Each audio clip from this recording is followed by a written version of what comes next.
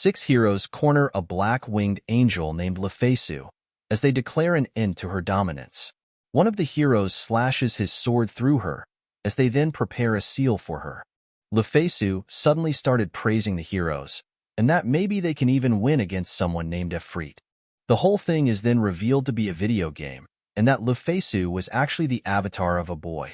Sorry to crush all of your dreams of having a waifu protagonist. Anyways, the boy then starts explaining the game's details, which I'm just not going to get into, but the important part is when he talks about the novel system, which is a system in the game where the actions made by players can be incorporated into the main storyline of the game. Lufasu was an avatar the boy created, and he would use her to invade and conquer every other country in the game to create one single country ruled by him. However, the players decided that having one country isn't very interesting since they can't use the war system anymore. So the boy and the other high-level players discussed with each other, and they decided to divide the forces to two, with one side being ruled by the supreme leader Lufasu, and the other side being led by the heroes. Lufasu ended up losing the war, and the event was officially registered into the game's storyline via the novel system. The boy prepares to close the game and go to bed, but then he notices a woman on the login screen, offering him a new role. The boy identifies the woman as the goddess Venesu, and the one that created the game world. The boy decides to accept the role, and he presses the yes button. The boy blacks out, and he suddenly starts hearing voices, asking if the hero summoning succeeded. However, the voices then began to panic, as they realized that they've accidentally released the seal on the supreme ruler. The boy opens his eyes to find himself in a throne room with everyone trembling and lowering their heads at him. The boy looks in a nearby mirror, and he realized that he has somehow turned into Lufasu, which is also going to be what I'm going to be calling him from now on. Lufasu began to question how this even happened Anyways, Lufasu does the sensible thing that I'm sure many of you would do, and acknowledges how wrong it is for him to be transformed into a woman, and that there is no way she can be smashed. Lufasu decides to get an understanding of the situation by asking everyone in the room. However, when she opens her mouth to speak, a menacing aura is released from her body, which causes everyone to fall to the ground. Lufasu is confused on why her tone changed, and she continued to ask more questions, but what she says would keep on being misinterpreted. Lufasu is confused on what to do, but she realized that it was all because of a skill from the angel race called Overpowering. She turns off the skill, and everyone in the room is lifted from the immense pressure. One of the people panics in the fact that he revived the supreme ruler, and Lufasu identifies him as an elf, and asks him for an explanation on what's going on. The elf explained to her that after 200 years, they still haven't dealt with the demon lord Efreet, so they decided to try to summon a hero, but they ended up summoning Lufasu by accident. Lufasu comes to the realization that this world takes place 200 years after the events of the game. She starts to feel bad for everyone in the throne room for frightening them, so she intends on telling them that she means no harm to them. She tells everyone that she doesn't plan on doing anything to this world, and that she had already tasted defeat and was satisfied with that fight. However, she's still bothered by the fact that the people who defeated her couldn't manage to defeat Efreet, but right now, she is not the supreme ruler and is just a girl who got her dreams crushed. She then takes off and flies away from the castle. Lufasu is excited at the fact that she's flying, and she starts to contemplate on why she was sent to this world. But she is also excited, since she is inside of her favorite game, and became the character she created. However, she's still going to try to find a way to get back home, as she wonders where she'll go first. She suddenly spots a large tower in the distance, which turned out to be her base. She landed on the top of the tower and went inside, revealing a large throne room. She starts feeling nostalgic, even though it should technically be her first time here, and she suddenly gets a flashback to her sitting at a table with a bunch of other people. Lufasu is confused on what those memories are, but she suddenly notices somebody hiding around the corner. A young girl walks out, and her face brightens up when she spots Lufasu. She runs up to her and asks if it's really her, and Lufasu is left wondering who the girl is. Lufasu asks the girl who she is, much to the girl's shock. The girl then calls Lufasu cruel, and she reminds her that she is her advisor Dina, and that she has been waiting in the tower for Lufasu for 200 years. Lufasu is confused since she doesn't remember someone named Dina and her troops, but she suddenly remembers that she had stationed a random NPC girl and gave her the setting of Lufasu's advisor. Lufasu realized that she has to be more assertive, and she apologizes to Dina and thanks her for her services. Dina bows down and says that she's not worthy of such praise. Dina asks Lufasu how she was able to return, and Lufasu told her that she got summoned by mistake by a king who wanted to summon a hero. Lufasu then asked Dina about what happened after she left, and Dina told her that the 7 heroes who defeated her each started a country of their own, and 4 of the 7 have already passed away from old age, but 3 that have a longer lifespan are still alive. Lufasu then wonders if the 7 heroes are also players, and she asks Dina if there's anything else. Dina tells her that the Demon King Efreet is still in good condition, and that the 12 stars of heaven are also all still alive. Dina says she was able to track down half of them, and 2 of them joined Efreet to get revenge on the humans for defeating Lufasu. Lufasu then explains that the 12 stars of heaven are NPCs that can be called friendly monsters, and Lufasu mastered the skill Monster Tamer, which she used to tame boss monsters that only appeared once in official events, and she made the 12 strongest ones generals under her direct supervision. Lufasu is irritated that they are causing trouble, and she says that she'll have to scold them. She then sets an objective to find out if the 3 remaining heroes are also players, and to also recover the 12 stars of heaven if they're acting stupid. Dina informs Lufasu that the closest location to them is the Suval country, with one of the 7 heroes Migres being inside.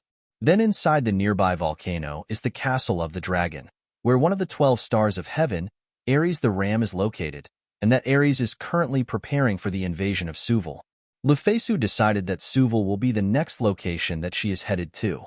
Lufasu is about to leave, but Dina tells her to wait, and she informs Lufasu that her face is too well known. Lufasu counteracts this by saying that it was 200 years ago, and no one would remember her in a world without photos, but Dina calls her naive, since races like the elves have longer lifespans, so they would still clearly remember her.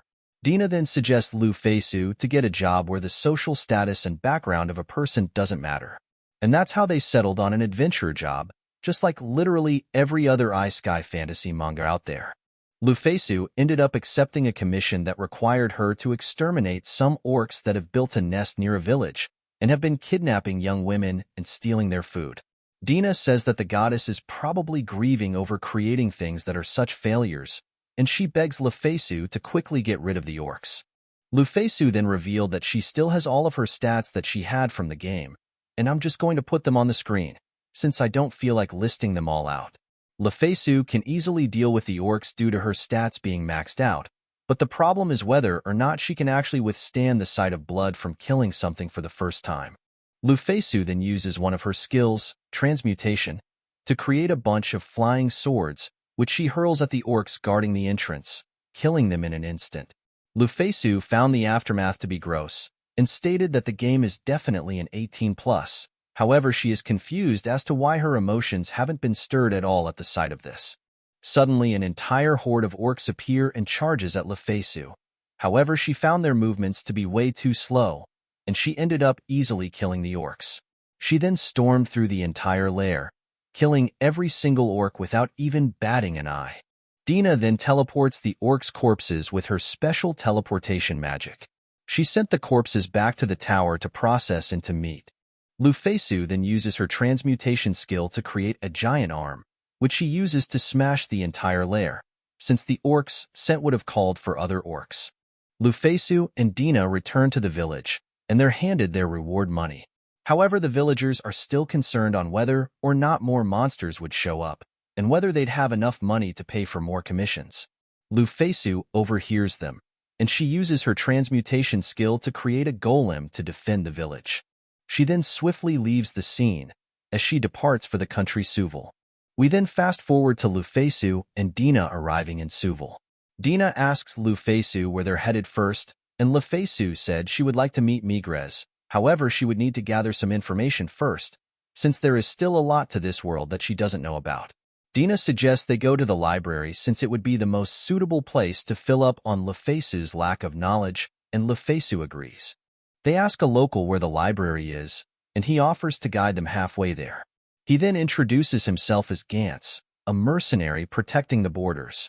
Dina asked Gantz if he could tell them more about the country, and he explains that Suvil is a stronghold protected by a lake, and it's divided into 5 areas, which I'm not gonna list out, but it's up on the screen for you. Someone suddenly calls for Gantz and tells him that his break is over and to get back to his post. Gantz bears the duo farewell and takes off. Lufasu then takes a look at his stats with one of her skills, and she finds them to be extremely low, and asks Dina if he was a novice mercenary. However, Dina tells her that the standards for fighting now are much lower than the ones from 200 years ago.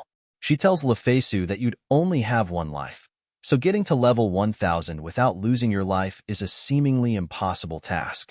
Lufasu then realized that she was able to achieve it because it was a game, so she was able to resurrect over and over again whenever she died. Dina then informs Lufasu that they've arrived at the library, and the duo heads inside. Lufasu is surprised to find a lot of books inside the library actually talking about her in a positive light, and Dina asked her if she was surprised that she isn't hated that much, since the people under her control didn't have to fear any demons, unlike now.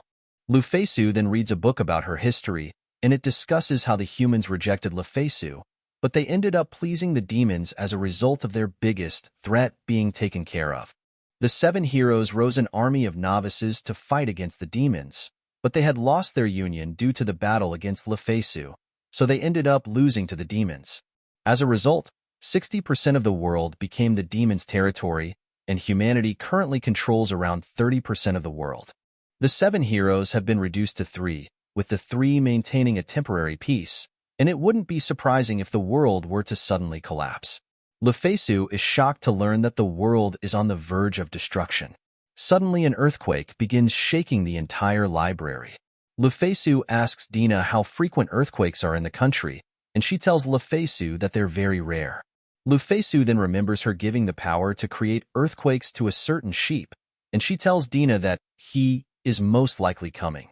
The scene then cuts over to Gantz at the front gate, as the soldiers have to push back the enemy until the main army arrives from the castle. The earthquake from earlier was meant to be a declaration of war, as he would imitate it from his master. That he being one of the 12 stars of heaven, Ares, with his level sitting at 800. Meanwhile, in the castle, someone informs Migres of Ares' attack and begs him to protect everyone.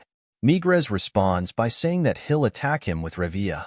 Meanwhile, Lufasu uses her transmutation skill to create a floating platform, and she launches herself and Dina towards the battlefield. We then see a flashback of when Lufasu first met Ares when he was just a small rainbow sheep. She asked him if he was crying, and told him what was the point of those tears, since he should be using his time to steal back rather than cry over being robbed.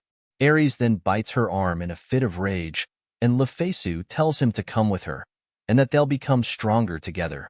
End of flashback. The scene then cuts to Gantz and the other soldiers struggling.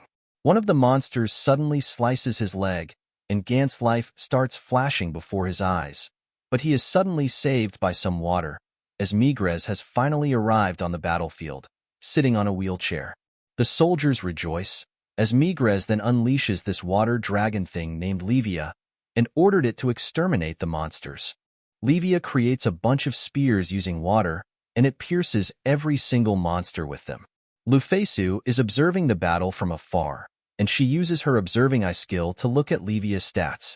She concludes that Levia has a chance of winning against Ares, since his attribute is fire, and Levia's is water, and Migres is also in the battle, and he is level 1000, just like Lufasu. However, when Lufasu looks at Migres' stats, she discovered that he lost half of his level and stats, and lost several classes. He also had some weird debuffs on him as well. Dina tells Lufasu that there was a rumor that Migres got cursed, and she said that after being defeated by Ifrit, it was rumored that the 7 heroes got cursed, and they got in a state where they're only able to manifest half of their original strength, which means that Migres needs to win against Ares without losing Levia. Dina suddenly informs Lufasu that Ares has arrived on the battlefield. He prepares to launch a fire attack, and Migres tells everyone to get behind him, as Ares unleashes his skill Mizaltim, which will inflict constant damage simply by touch. Migres was able to intercept the attack with a tidal wave, but Ares dodged it by leaping into the air, But Migres sent Livia after him, with Livia managing to entangle Ares, and the people start cheering for its victory. However, Migres is panicking, as the water vapor on Livia is being evaporated with no way to recover, as he realized that it was Ares' true plan from the start, but it was too late to back up now. Dina asked Lufasu what she thought of the battle, and she tells her that Livia has the advantage, and that it would win the battle. However, Ares' true objective is to decrease Livia's max HP, weakening it for the next battle. Lufasu acknowledges that Ares has become very crafty, and Dina responds by saying that it was Lufasu who taught Ares how to fight like that. Lufasu mentions how rainbow sheep are meant to be peaceful monsters, but Ares would constantly invade because of the heroes defeating Lufasu, and that's exactly why she has to stop him. Lufasu and Dina suddenly leap off the platform they were standing on.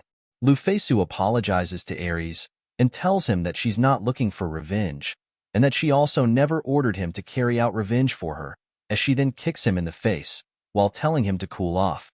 Lufasu then turns to Migres and tells him that he seems to be struggling, and that she'll give him a hand. Migres is stunned after hearing her voice, as he seemed to have figured out Lufasu's identity.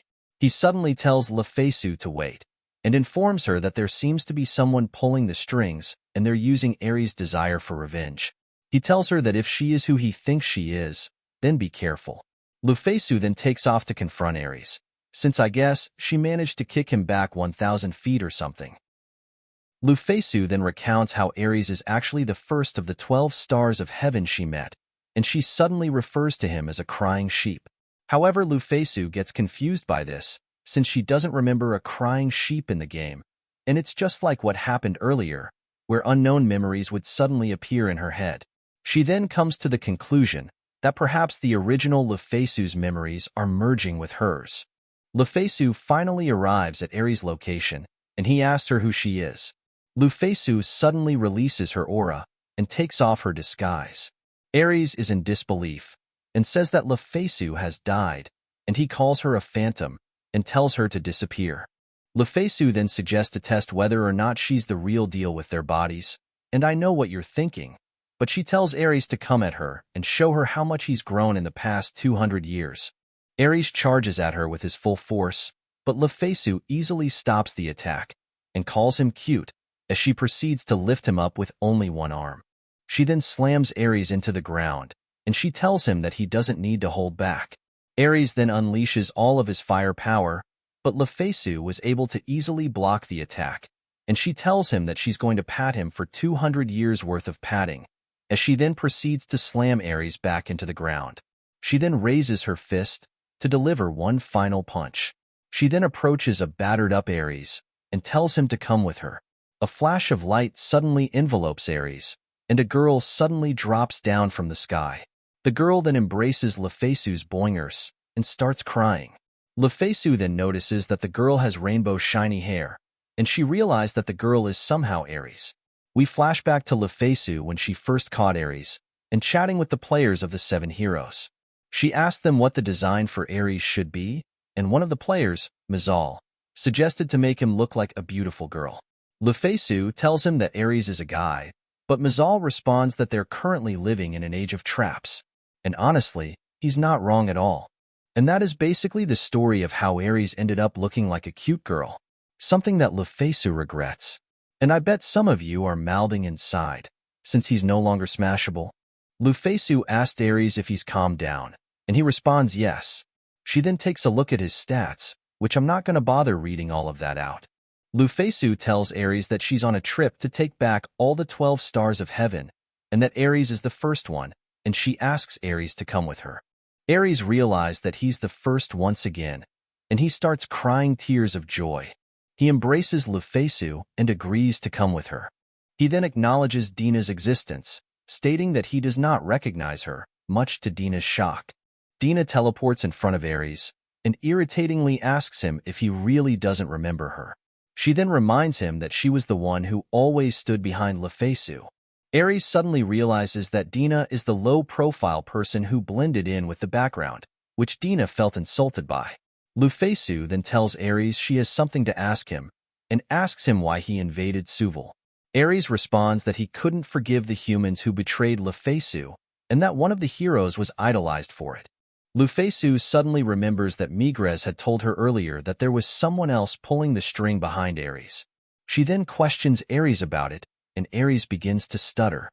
Lufasu tells Ares that she's not looking for vengeance, and that's why she can't forgive anyone who abuses those feelings of hers. Ares then confesses that a demon from the 7 luminaries called Mars would come to him in a few hundred years, whispering things to him every day. The demon would request for them to take down Suval together and get revenge for Lufasu. Lufasu is confused on who the 7 luminaries are, and Dina explained to her that they are the names given to the 7 demon generals who formed around 80 years ago, and that they are the strongest demons, not counting the demon Lord Efreet and his son. We then cut to a demon standing before an army of monsters and rejoicing at the fact that the water dragon Levia has been drastically weakened and that Suval will finally fall. The demon is then revealed to be Mars, the 7 luminary of fire. Mars then plans to use the fall of Suval and the defeat of one of the 7 heroes to become the most trusted member of the 7 luminaries in Efreet's eyes. However, he starts to get worried since Ares is late, and he wonders what he's currently doing. Something suddenly shakes the ground, as Mars looks over and sees something slam into the ground. He sees Lufasu, and is shocked that a human has somehow defeated all of his elite monsters. Mars asks Lufasu who she is, and she responds by asking if he's one of the 7 luminaries. Someone should tell her that you shouldn't answer a question with a question, but I digress. Mars ignores her question because she ignored his. He notices rainbow hair behind Lufasu and asks if the person is Ares. Mars asks Ares what he thinks he's doing and questions why he's with a human. Mars reminds him about his grudge against the humans and asks whether or not he wanted revenge for his master.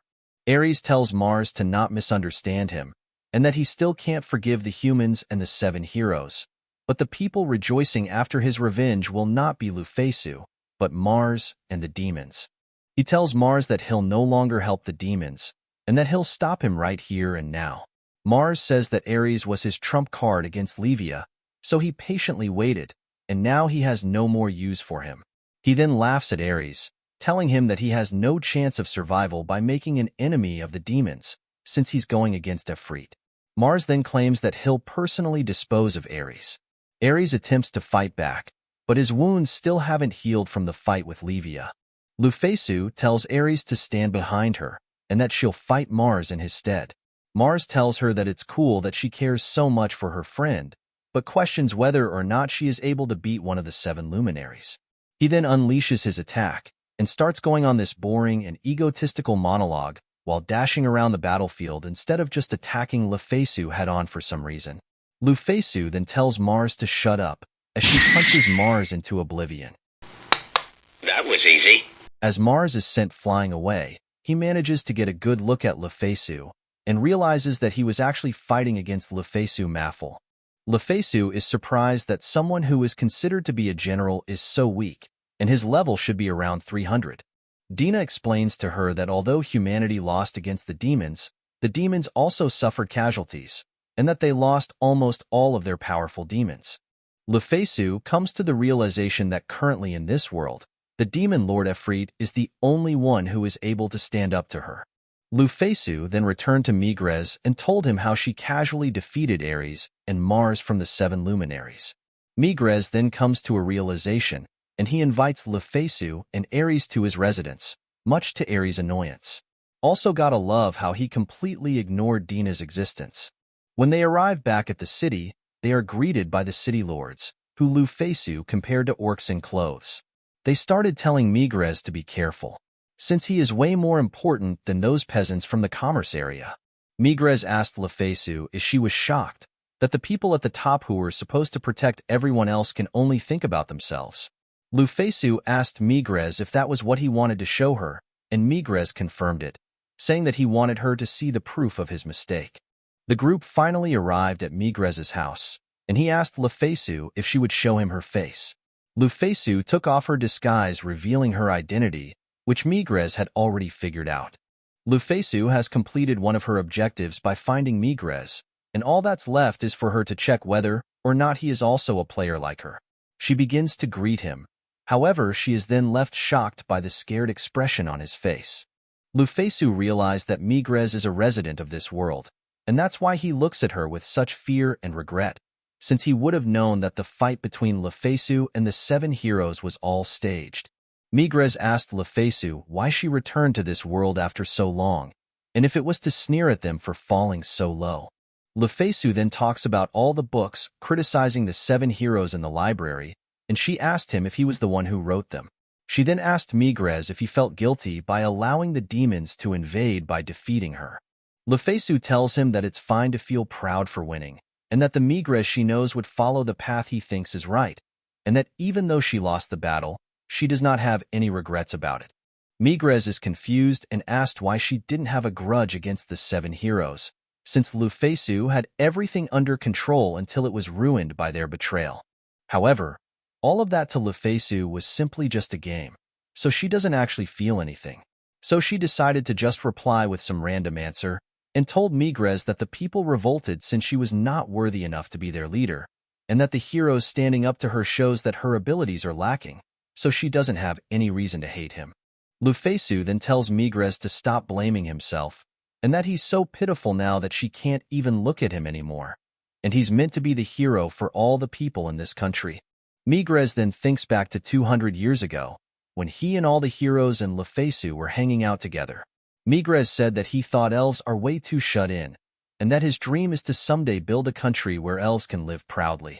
Lufasu then told him that if his dream was to build a country, then hers would be to conquer the world, and that she'll build him an ideal country where no one would have to fear the demons. The others heroes then started laughing, and Lufasu started asking if something was funny. They told her that it's way too big of a dream, and one of them named Aliot says that if she manages to do it, then he'll eat pasta in one go with his nose. Lufasu holds his word for it, and tells him that she'll definitely make him eat pasta with his nose once she conquers the world. Migres smiles at this flashback, and he thanks Lufasu, and tells her that he'll do his best to follow her advice. Lufasu then helps Migres by healing up Livia from the damage she took from Ares. Migres then asks Lufasu where she'll be headed next, and she tells him that she's going to be taking back all the 12 stars of heaven. Dina tells Lufasu that the next location would be the royal tomb of the Black Wings, which is where the scales of the 12 stars of heaven, Libra, is guarding the tomb. Lufasu says that the name sounds awfully like her grave, and Dina tells her that's because it actually is her grave, and that was built around 190 years ago by her worshippers, and it's the largest building in the world with 108 layers. Libra is at the top of the tomb, protecting all of Lufasu's treasures she had before she died. Migres said that he heard that Libra has been disposing of anyone who comes close to the top of the tomb, and Lufasu asked him if there was a reason for people to plunder her grave. Migres tells her that the legendary weapons stored inside her tomb could help with humanity's comeback, and he requests that Lufasu leave the one she won't use in the tomb, to which she agrees to. Migres tells Lufasu that he'd like to give her something as an apology, and he asks her if her current appearance makes it hard to move around. He then gives her a brand new outfit and, goddamn. Migres then sent Lufasu off on her way, and told her to have a good trip, which Lufasu smiled at. We then transition over to where Mars had landed after that punch. He trembles at the fact that Lufasu Mafahl, the only person that the demons fear, has returned. He's suddenly found by a mysterious person who is surprised that he's still alive. That person regards Mars as a declared dead chess piece coming back alive, and that no one would profit from this kind of filler. Mars seemingly recognizes the person, and they tell him that once his role is done, he should leave, since it's the rule of the game. They then kill Mars, and bids him farewell, while referring to him as a pitiful NPC. And is it just me, or does that silhouette look really familiar? The scene then shifts over to Libra of the 12 stars of heaven, as she begins a countdown. A group of adventurers plead with her, telling her that they haven't come to fight, and that they need the loot from the tomb to help humanity fight against the demons. However, Libra doesn't give a shit, and she proceeds to use one of her skills, Brachium, and kills all of the adventurers. We then cut over to Lufasu's gang, who are all riding in a camper van, which turned out to be a golem created by Lufasu. They finally arrive at the tomb, which for some reason has a whole town built around it. Dina explains that a lot of adventurers hoping to conquer the tomb gather here, which caused a lot of merchants to gather as well, and the whole place essentially became a village. Ares is enraged that all these people have gathered together to loot Lufasu's grave, and he gets ready to take everyone down. However, Lufasu tells him to stop, since she is still alive, and that place is not her grave, so she doesn't actually care if it gets raided. Ares calms down, and Lufasu wonders if all the 12 heavenly stars are like that. The group arrive at the very crowded entrance, and Dina asks a fellow adventurer if something has happened. The guy tells her that a special scout party was dispatched 2 months ago, but today, they haven't sent in their regular report yet. Dina asks Lufasu what she thinks of the situation, and she speculates that Libra has most likely gotten to them, which Ares agrees to. Lufasu then gives us some lore exposition dump on Libra, and she explains how she is the strongest golem to exist in the game thanks to the help of one of the 7 heroes, the Dwarf King Mafahl. Lufasu knows that the scout party won't stand a chance against Libra, and that humanity's strength will be decreased even more. She then realizes that she will have to take down Libra herself. Lufasu's gang prepares to go inside the tomb, but the adventurer tells them that going inside would be suicide. Lufasu thanks him for being concerned, but she tells him that he doesn't need to worry, as her group enters the tomb. Ares creates a fire for the group to see with his skill, and they spot something looming in the darkness. It turned out to be a golem, one of the mass-produced ones created by Lufasu during the final battle with the 7 heroes. The golem doesn't feel any hostility towards the group, since it still sees Lufasu as its master, and its AI was programmed to see her and the rest of Lufasu's gang as its allies. However, the golem suddenly attacks Dina, and she is confused on why she's the only one being targeted, as she pleads for Lufasu to save her. Lufasu retorts that Dina's presence is so weak that even a regular golem forgot about her. Lufasu prepares to save Dina, but a group of adventurers called the Hawkeyes suddenly show up, as they reassure Dina that they'll save her and take on the golem. Lufasu looks at their stats and the stats of the golem, and she realizes that they won't stand a chance. She then commands Ares, who proceeded to take out the golem in a single hit. The adventurer was very impressed, and asked the little miss how he managed to do that. Lufasu asked him to calm down, and that he's scaring Ares. She also adds that Ares is a boy, and the adventurer has the same reaction that the audience also had when they found out. The group of adventurers introduced themselves as a warrior class and the leader Jean, a light warrior Nick, a heavy warrior Richard, and an archer Shu. Now make sure you jot down these names, because they're not going to be important at all. Lufasu introduces herself as Sufalu, a wandering merchant and a ranger class. Dina and Ares then copies her introduction and says pretty much the same thing. Jean notes that their party is very unbalanced and asked if they're okay, which Lufasu takes insult to.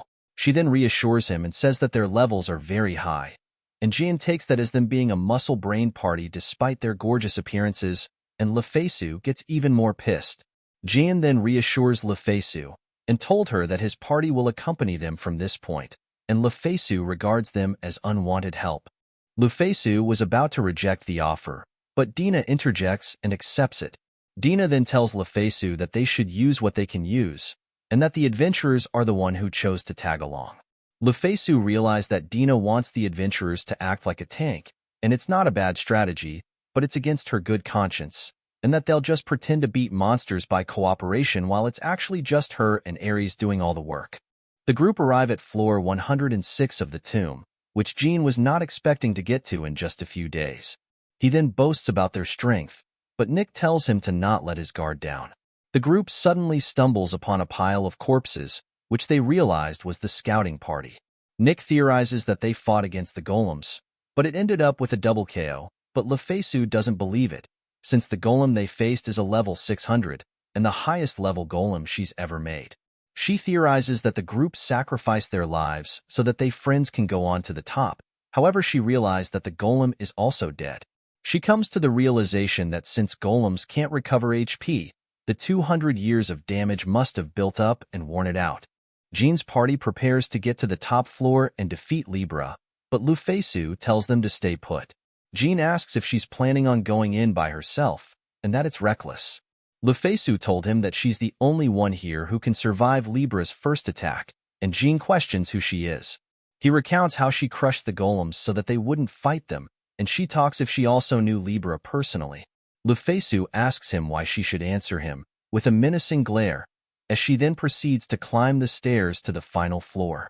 Dina and Ares stays behind, since neither of their HP reaches 10,000.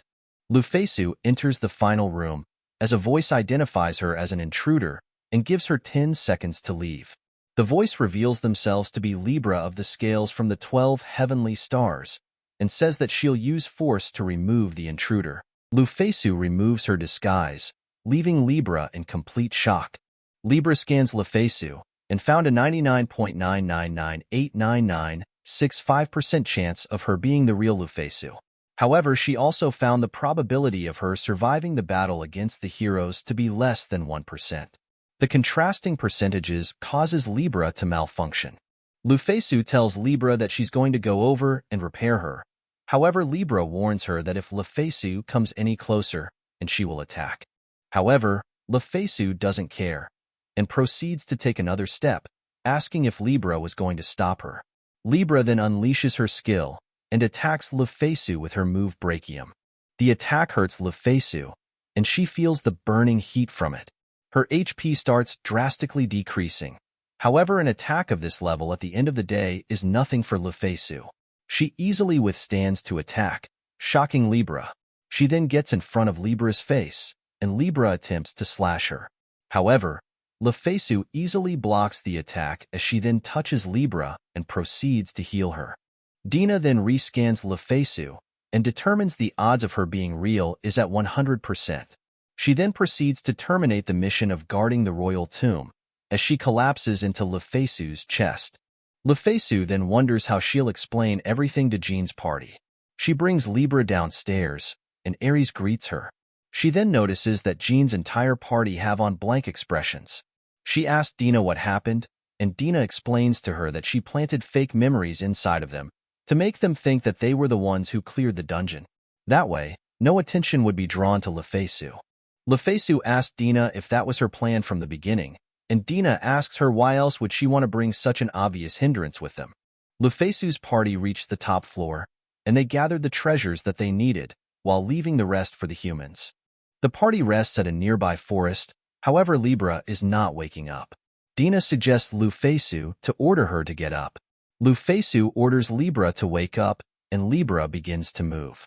She stands up and greets Lufasu a good morning, as Lufasu takes a look at all her stats. Libra looks over at Dina and calls her an unknown person and that it's nice to meet her. Lufasu tells Libra that Dina is her advisor, but Libra questions it and says that Dina has such a powerful stealth nature that not even her memory can save it down, which upsets Dina. Dina then gets in front of Libra's face, hoping to jog her memory, but Libra still does not remember Dina. However, she did find a chunk of data that has been damaged after 200 years, so the data about Dina is probably inside that chunk. Lufasu tells Libra that she is on a mission to recover all the 12 heavenly stars, and that she is the second one. Lufasu tells Libra to use her power for Lufasu, and to come with her on her mission. Libra tells Lufasu that she'll accompany Lufasu on her journey, as she joins Lufasu's party. Lufasu asks Dina where they're going next, and Dina tells her that they'll be headed around 2,000 kilometers to the west across the sea. She says that at the base of the mountain at that location, Parthenos of the Maiden has made a small village, and is currently living a secluded life there. Lufasu questions Dina about this, and Dina tells her that Parthenos has made a barrier for weak monsters and plants to live in without having to fear the enemies outside. Lufasu realizes that what Parthenos is doing is fairly normal, and that it's nice to have some members of the 12 heavenly stars not cause trouble for others. However, Dina tells her that the mountain Parthenos settled in is Lufasu's hometown, and that she kicked out all of the native Skywing that once lived there. Lufasu immediately takes back what she said after hearing this. Ares asks Dina where all the Skywings are staying after being kicked out, and Dina says that they're all currently living in the country Gillerhorn, made by Merak, one of the 7 heroes. Lufasu realized that they would have to choose the 12 heavenly stars, or the 7 heroes. She takes into consideration that the capital of Gjellerhorn is closer, and that there's also a chance that Merak is a player as well. So she orders the rest of her party that meeting the 7 heroes is also an objective of her journey, and that they'd be headed towards Jallarhorn first. Lufasu's party arrives at Jallarhorn, and they notice that every single building is built on the rock surfaces, and that the towns seem to be white on one side and black on the other. Lufasu calls Merak an idiot for building it like this, and she asks Dina if she knows anything about any of this. Dina tells Lufasu that the country seems to be split up between 2 factions, and that there is a light civil war between the 2 of them. She tells Lufasu that one faction is the traditional faction, who are in belief that pure white wings are the pride of the Skywing race, and that any other colored wings are inferior. The other faction are those who oppose those beliefs, and are comprised of mixed-colored wings. Now, why does that scenario sound so familiar? Anyways, Lufasu asks Dina about Merak's stance on this, and Dina tells her that Merak is neutral in this whole conflict and is trying to stop it, but he can't seem to hold back the emotions of his people. Dina explains that the Skywing race would bully those with different colored wings, and that it has gotten even worse since Lufasu's disappearance. Lufasu realized that she could have been the source of this dispute. She then explains that it doesn't matter how ugly a Skywing is. If their wings are white, then they will be popular, and the opposite applies to the other colored wings. Since Lufasu was so powerful, she was also seen as a monster by the public. Lufasu knew the background of her character when choosing it, but she stuck with it anyways, since she thought it was cool. Ares asked Dina about the fact that Lufasu had banned discrimination in the past during her rule, which Dina confirms, confusing Lufasu, since this wasn't something from the game, and Lufasu starts to wonder whether or not there were things about Lufasu that she didn't even know about. Lufasu stated that Merak was someone who was able to read the mood and take care of others inside the game, and that if someone like him can't suppress this dispute, then the situation must be very serious. She also thought about how she was the cause for the conflict, so she can't just gloss over this situation. Dina asked Lufasu whether they'll go to the white or black side, and Lufasu answers black. Dina tells Lufasu that she should take extra caution with her disguise, since Skywings are a long-lived race, with a lifespan of around 1,500 years, and most of them would most likely remember Lufasu's face. Dina asks Lufasu how they'll get inside the town, and she states that she knows that there are stairs, but they're pointlessly long and slanted since everyone living in it can fly, so no one really uses the stairs.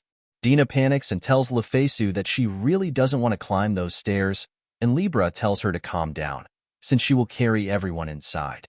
She then equips a jetpack and carries everyone in the air, with Lufasu panicking. The party crash-landed into the town, with all the townspeople questioning who they are. Dina apologizes for making such a racket that late, and says that they're just wandering merchants, which the townspeople all immediately buy. Lufasu's party checks into an inn and head to bed. Lufasu suddenly starts to dream about her character's childhood. She saw herself get scolded by her father for hitting the neighbor's children, and Lufasu defended herself by saying that they started it by throwing stones at her.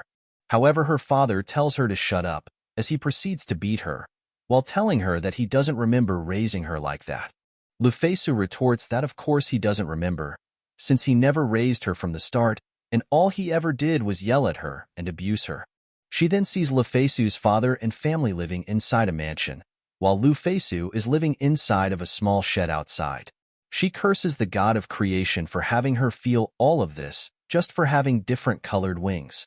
She then sees a scene of her mother caressing her, as it then pans to Lufasu running away, angry that the god has made this world so unfair, and that she has to suffer like this.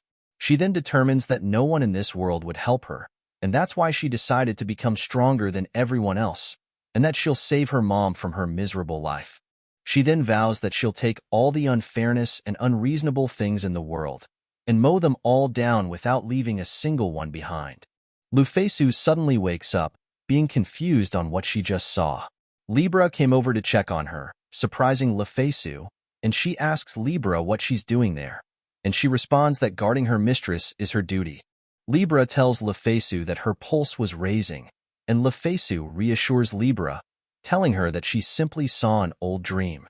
She then recalls all of the memories she has had since coming to this world, and realized that those are all the real Lufasu's memories.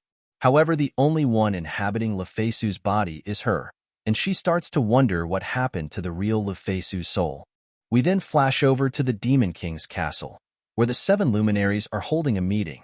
One of them asks about the status of Mars, and another replies that he's probably dead, since the monsters he's in charge of in Ares are all missing. Another member questions if Ares killed him, and another member laughs, stating that even if Mars was the weakest member of the 7 luminaries, to be killed by someone from the 12 heavenly stars is a big disgrace to the demons. Another member asks the demon where she's been this whole time, and she says that she was conversing with the person who killed Mars. A member asks her who it was, and she says that she remembers the person having a pair of black wings on her back and is also very beautiful. The members all get scared, as they realize that the black wings could mean that the person is Lufasu Mafahl. They panic since Lufasu was the only being the Demon King feared, and if she really is alive, then it would be really bad for the demons. They ask the member if they were able to grasp Lufasu's movements, and she replies that Lufasu is currently in Gellerhorn. One of the other members tells another member named Jupiter to cooperate with the girl and to report anything that they find. They say that they will be expecting good things from the girl, referring to her as Venus. Meanwhile, back at Gellerhorn, someone is excited that the time has finally come, and they tell Lufasu to wait for them to present the heads of the heroes before her. It's the next day, and Lufasu tells everyone that they'll be going sightseeing for today, and that she'll allow everyone to roam around freely. However, she tells everyone to not cause any problems, and Dina states that she wants to go over to the White Wings area. Lufasu personally would rather meet up with Merak as fast as possible and determine whether or not he's an actual player, but Dina said that it would be quite difficult to see him right now. Ares gets Lufasu's attention and asks if she was trying to gather the 12 heavenly stars, which Lufasu confirms. Ares said that in that case, then he has some information for her. He tells Lufasu that Ego Karos of the goat from the 12 heavenly stars had invited Ares to go with him to the demon race's place, so he is most likely working with the demons. Lufasu figures that she'll probably have to capture him immediately. However, Ares says that he has no idea where he is now. With that in mind, Lufasu begins wandering around the city, and she stumbles upon a black temple. She heads in and spots a statue of herself, weirding her out. Someone suddenly approaches Lufasu, asking if she's a traveler, since she seemed very surprised when she saw the statue. Lufasu is interested in the fact that the temple is worshipping the supreme ruler, and the guy says that Lufasu would seem like an evil aggressor to the outside world. However, she is the revered savior to them. Lufasu figured that if she listened to the man, then she could perhaps figure out a side of the real Lufasu that she didn't know about. The man asks Lufasu if she knew about the customs of the Skywings, and Lufasu said she did, saying that the Skywings view the whiteness of their wings as the pride of their own race. The man asks Lufasu if she could believe such a thing, the fact that the other Skywings didn't even view them as the same just because of their different wing colors. However, Lufasu was different, since even though she had black wings, everyone else knew that they couldn't match the beauty of her wings.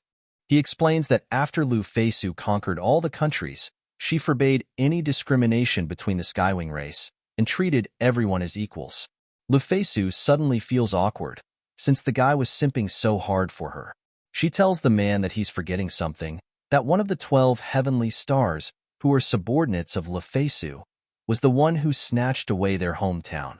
The man says he didn't forget, and he clenches his fist and adds on the fact that it can't be helped, since they betrayed Lufasu and let the demons invade them. His face is full of rage, and Lufasu asked if those words were an insult to Merak, and what he actually thinks of their king. The guy then responds saying that he's the worst foolish king, and that it makes him laugh from the bottom of his heart that he still considers himself a hero. Meanwhile, Libra is in the air, surveilling the area. She suddenly notices a demon headed towards Dina's direction. She figured that Dina will be in danger if they met, and she crashes down at the demon's location, confusing him. She then scans the demon's stats and warns him that if he goes any further, then she will be forced to use violence. The demon figured that Libra saw through his identity as he then tries to punch Libra, however it gets blocked. Libra fires at the demon, but he blocks it using wind. Libra identifies that since he can control the wind, then he must be of the wood element. The demon confirms this and introduces himself as Jupiter, one of the 7 luminaries, as he also asks for Libra's name. Libra introduces herself as Libra of the scales from the 12 heavenly stars, as she then unleashes her attack on Jupiter. Meanwhile, Ares is wandering around the city when he feels a weak presence, thinking that someone had left this so he can find them. He knows exactly who the person is and tells him to come out, and calling out his name, Agokeros. Agokeros greets Ares, and Ares asks him why he's here, to which he responds by saying that he only wants the lives of the 7 heroes. He then tells Ares that he'll ask the same question again. He reveals his true form and asks Ares to come with him on his mission to kill the 7 heroes. Ares refuses his invitation and says that his only master is Lufasu. Agokeros agrees and says that he won't make Ares swear his loyalty to the demons and to just think of them as tools. Ares, however, still refuses and tells him that their master has returned. He asks Agokeros to come with him and rejoin his master. Agokeros likes the idea, however, if they don't take out the heroes, then the same thing from the past will happen again. He declares that he will kill Merak before returning to Lufasu, as he bids Ares farewell. Dina seems to be waiting for someone, and she complains at the fact that that person is late. She was about to complain about his specific race when someone in a robe slips by her. She smiles as she creates a portal to teleport after the person. She peeks into a window and sees 5 skywings gathered together. They talk about how they cannot rely on the king, and that they have no choice but to smash the stained wings skywing members with their own hands. They then exclaim that they've also got allies on the outside, referring to someone called Jupiter, who despite having no wings, thinks the same way they do. They state that Jupiter has provided them with information in the past, and he was the one who also informed them of the Mixed Wings' plans for war against them.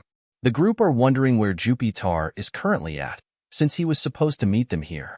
Dina teleports away and smiles at the fact that the country was going to be noisier from now on. We then cut back to the demon Jupiter, who is definitely not related to Jupiter, still fighting against Libra. He is struggling, since his power is wind from the wood element, while Libra's is steel from the gold element.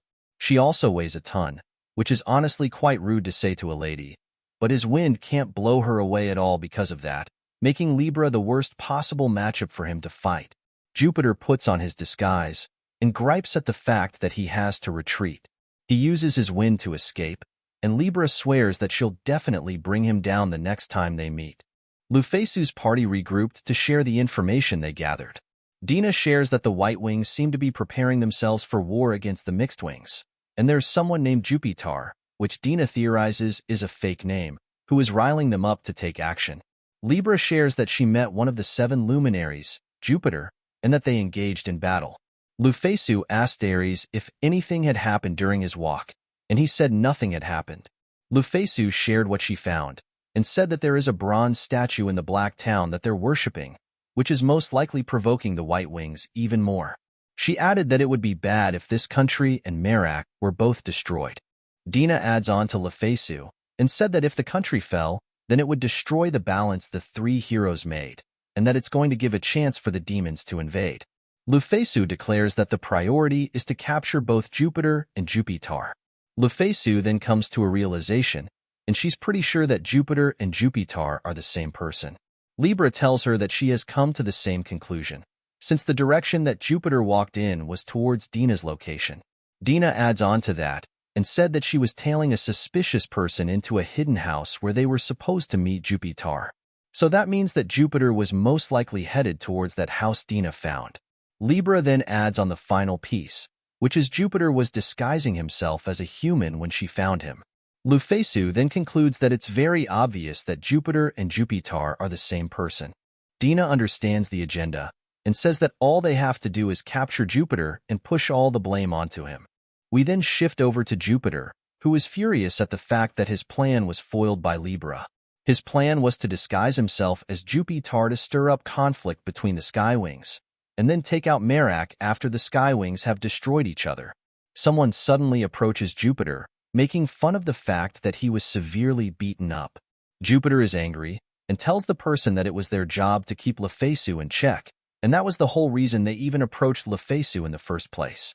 The person tells Jupiter that they were waiting for him in the meeting place for a long time, and to also not ask them to do the impossible, since there is no way for them to be able to stop the Supreme Leader on their own.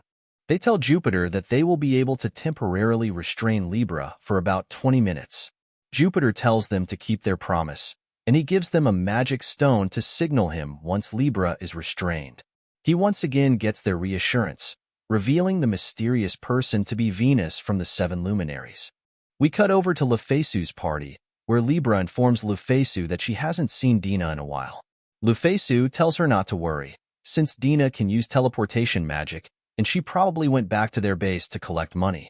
Libra is surprised that there exists teleportation magic other than Xskate nowadays.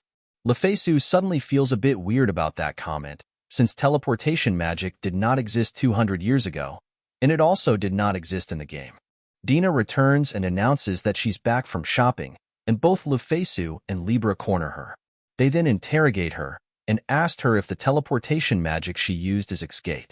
Dina confirms it, and Lufasu realized that she wasn't exactly trying to hide her skill. She is upset at the fact that she made a fool of herself and asked Dina who she is. She stated that she existed 200 years ago, but humans shouldn't be able to live that long. Dina then retorts by saying that she's a half-elf. Lufasu remembered that you couldn't make mixed-race characters in the game, and she is about to ask Dina about her diverse skills, and Dina responds that she has been training hard for 200 years, so that she wouldn't be treated as a background character ever again. Lufasu realized that she could have just taken a look at Dina's stats, and she found out that Dina was actually quite powerful and is strong enough to fight against the Seven Luminaries. Lufasu feels like she's still overlooking something important, but Dina interrupts her thought process and randomly brings up the fact that she can bring Libra anywhere with her teleportation magic. Libra concludes that there would be no problem with this, since she doesn't sense Jupiter's presence in the area. She tells Lufasu that it would take about 10 minutes, and Lufasu agrees to it. Dina and Libra head off into the portal. Lufasu states that there's no way Jupiter would return in such a short noich, but an explosion suddenly occurs in the city. The scene shifts to the castle in Gellerhorn, where the white-winged skywings are complaining to Merak to get rid of the mixed wings. Merak, however, just sits in silence. He thinks to himself that he had originally built this country for the mixed wings who had lost their homes due to discrimination. However, when the white wings lost their hometown due to one of the 12 heavenly stars, the people allowed them to live in this country, but they started to assert their superiority and began to persecute the mixed wings once again. However, some part of Merak also agrees with them, since he is a white-winged himself. He thinks that he's unsuitable to be the king, and he can only think of one person who is suitable. We then get a flashback of his childhood. Merak's father was the king of the Skywings, and his mother was the queen, so he was always meant to be the king since he was little. However, he saw Lufasu as someone different. She kept moving forward, towards the life that she chose herself. He thought how compared to her, he was a big joke of a king. Merak is suddenly informed that the White Town has just been attacked. Jupiter in disguise helps a female Skywing get out of some rubble. She asked what happened, and he tells her that it was an attack. He yells out to the crowd that the Black Town has attacked them, with the intention of annihilating them. He then awaits for someone else, as the Skywings all point to something in the sky. Ego Karos suddenly appears, as he infects both the white Skywings and the mixed Skywings with killing intent. Lufasu observes the situation from above. She wonders if Jupiter was behind this, and that it was too convenient for him to be attacking with Libra gone. However, she realizes that a magic that causes madness is from the moon element, and Libra had told her that Jupiter's element is wood. Ares asked Lufasu what was wrong, and she told him that everyone in the country has been infected with madness. She said that it seems like there's someone other than Jupiter who wants to destroy the country. Ares asks Lufasu what would she do if it was theoretically a member of the 12 heavenly stars who started this riot because of their loyalty to Lufasu, and Lufasu responds that she'll beat the shit out of them until they stop, and make them work hard to make up for it. Ares thanks Lufasu for her answer, and he tells her that he knows what he has to do now. He tells Lufasu that he'll beat the shit out of that member until he stops, and Lufasu realizes that one of the 12 heavenly stars is actually involved in this. She tells Ares to wait, as he realizes that the only member in the 12 heavenly stars that can induce madness is Ego Karos of the goat. Lufasu is worried, since Aries is one of the weakest members of the 12 heavenly stars, and he'll pretty much lose every fight. She doesn't want him to be hasty as she prepares to follow his trail. Meanwhile, Jupiter is celebrating and praising Aegocaros. He thinks that Aegocaros might also kill Merak, which he originally wanted to do himself, but he decided to let it off this time. He gets ready to leave the scene before Libra returns, but someone suddenly calls out to him, revealing themselves to be Libra, shocking Jupiter.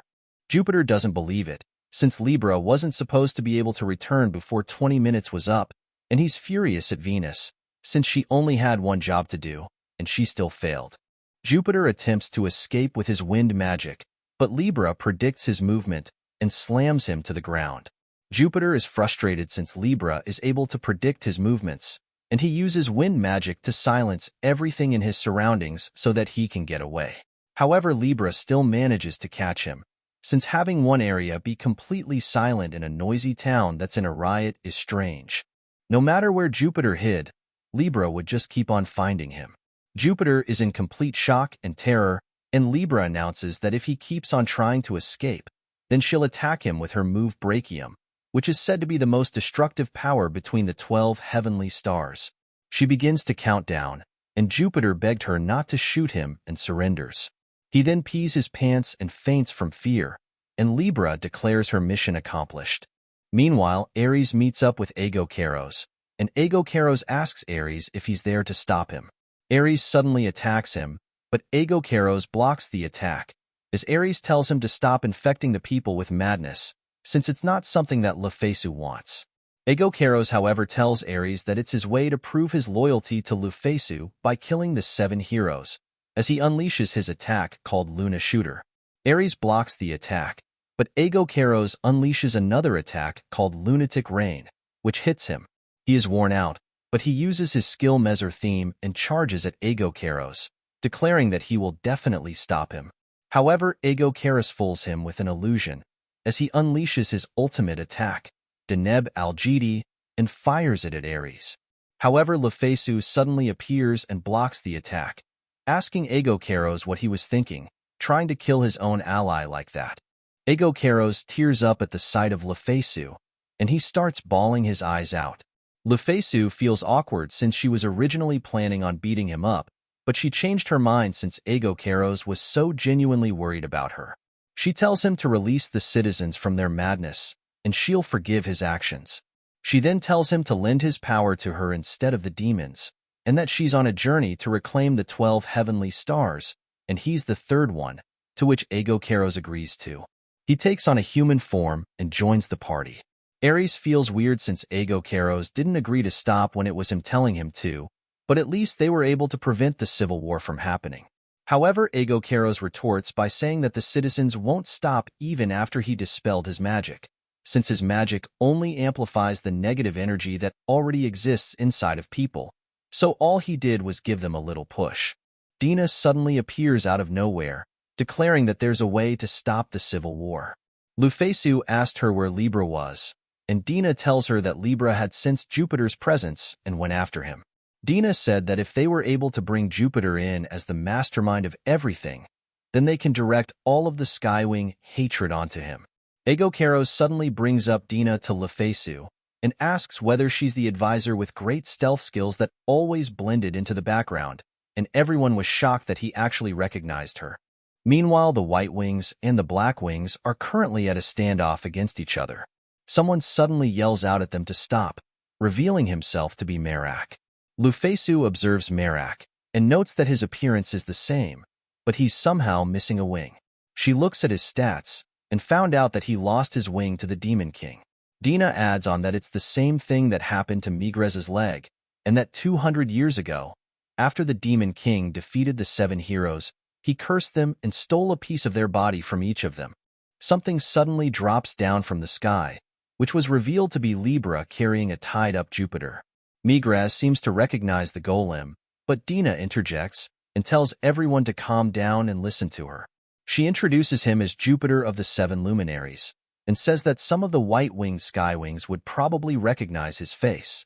She tells everyone that the demons would be the ones who would benefit the most from this conflict, and she tells everyone to think of who actually is the real enemy that they should be hating right now.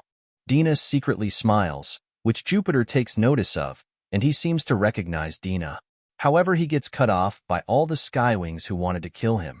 Jupiter starts yelling, realizing why Libra was able to return so quickly, confusing Lufasu. He suddenly breaks free and charges at Dina, saying that she planned to betray him from the very start. However, he is suddenly pierced by Libra. Jupiter attempts to tell Libra to listen to him. However, Libra refuses, as Jupiter mumbles out that everyone is being deceived by Dina. Libra then decapitates Jupiter, killing him. Lufasu didn't really hear what Jupiter said, as Merak approaches her and asks if she's the owner of Libra, and that if she is, then she should come over to his castle, which Lufasu agrees to, since she wants to confirm whether or not Merak is a player like her. Lufasu's party arrives at Merak's castle, and Merak asks her if she could take off her disguise and show him her face. Lufasu reveals herself to Merak, confirming his suspicions. Lufasu felt a light despair from Merak, similar to when he met Migres, confirming that he's not a player. She then tells Merak that he seems weaker than he was before, and Merak denies this, saying that he was always weak from the start, and that he's unfit to be king. He then says that it would have been better if Lufasu remained the ruler, and that the 7 heroes really shouldn't have won against her that time. Lufasu is enraged by this, and slams her fist on the table, breaking it and knocking Merak back. She asks Merak if he's making a fool out of her, and tells him that he's one of the 7 heroes who defeated her, and someone like him should not be whimpering like this. Migres tears up at this remark, as Lufasu tells him that she hopes that he would no longer make a fool out of her, and that he should prove that he has the power to fix the current mess. Her party then leaves the scene. Libra asks Lufasu if there was something wrong, and Lufasu replies that it was unlike her to shout like that. However, Libra tells her that her gallant figure is something that would forever be preserved inside of her memory, and that it's unfortunate that they weren't able to leave behind any physical records of her. Lufasu tells Libra to delete the recording and photos. However, Libra then asks Lufasu what photos are supposed to be. Ares asks if it's some kind of magic, and asks Agokaros if he knows, which he responds no. Lufasu suddenly remembers to the first day she arrived in this world, as she brought up the idea of photos to Dina.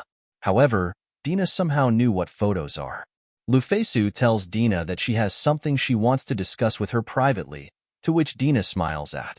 Lufasu isolates Dina, telling her to drop the act, and she asks Dina what her true identity is. Dina confirms that she had been lying about being her advisor, and Lufasu adds that Dina is also not someone from her kingdom, since Libra would have Dina stored inside her memory. Dina also confirms this, and says that she's simply a girl who knew that there was an NPC in Lufasu's tower with the advisor background setting, and simply put it to good use. Lufasu comes to the realization that Dina is actually a player. Lufasu asked Dina if she had used her memory manipulation skill on Ares and Agokaros, and Dina confirms this as well, stating that she used her skill on Ares when they first met, and on Agokaros when he was at the demon castle. Lufasu then asks how Libra was not able to recognize her, and Dina answers that it was because golems don't have brains, so memory manipulation would not work on them. Lufasu realizes that's why the golems back at her tomb were unable to recognize Dina. Dina tells Lufasu that she was really surprised that Lufasu was also a player, and she tells her that she's actually a test player who was hired by the administrators to test out the new half-elf race that was going to be added to the game. Lufasu then asks Dina what she means when she said that she had met Agokaros at the demon castle. Dina's hair color suddenly starts to turn gold, and she tells Lufasu that she has the ability to travel to the demon castle whenever she likes. Dina tells Lufasu that she was planning on continuing her advisor act for a bit longer so that Lufasu and the demons can destroy each other. However, that plan seems to have failed, so she's going to change to her plan B, which is to defeat Lufasu and turn her into her pawn. Lufasu, however, is not convinced that a level 300 like Dina can defeat her. Dina calls Lufasu an idiot and says that her stats are fake, created by her status concealment skill that was going to be introduced in the update. She then reveals her actual stats, which turned out to be level 1000. Dina changes her appearance and introduces herself as Venus of the Gold and one of the 7 luminaries. Dina leaps into the air and fires a volley of rocks at Lufasu. However, Lufasu intercepts the attack by summoning a bunch of swords, but Dina simply smiles and blocks the attack with a portal. She tells Lufasu that she'll return her attack and redirects all the swords at Lufasu. Lufasu dodges the attack and charges at Dina. However, Dina simply teleports away and uses her ability Oxo, which summons powerful raindrops and causing roots to sprout from the ground. The roots start to chase down Lufasu.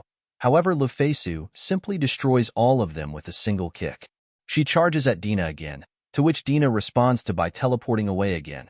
However, this time Lufasu was able to predict her movement, and she takes a swing at Dina, which Dina just barely manages to dodge. Dina strikes Lufasu in the face. However, Lufasu was unimpressed by the attack, and she tells Dina that although they're both level 1000, Dina was a rear guard mage type, so a physical attack from her won't even reduce 1% of Lufasu's HP. Lufasu then retaliates with her skill Blade Bash, sending Dina back and toppling to the ground. Lufasu tells Dina to give up, since she has no chance of winning.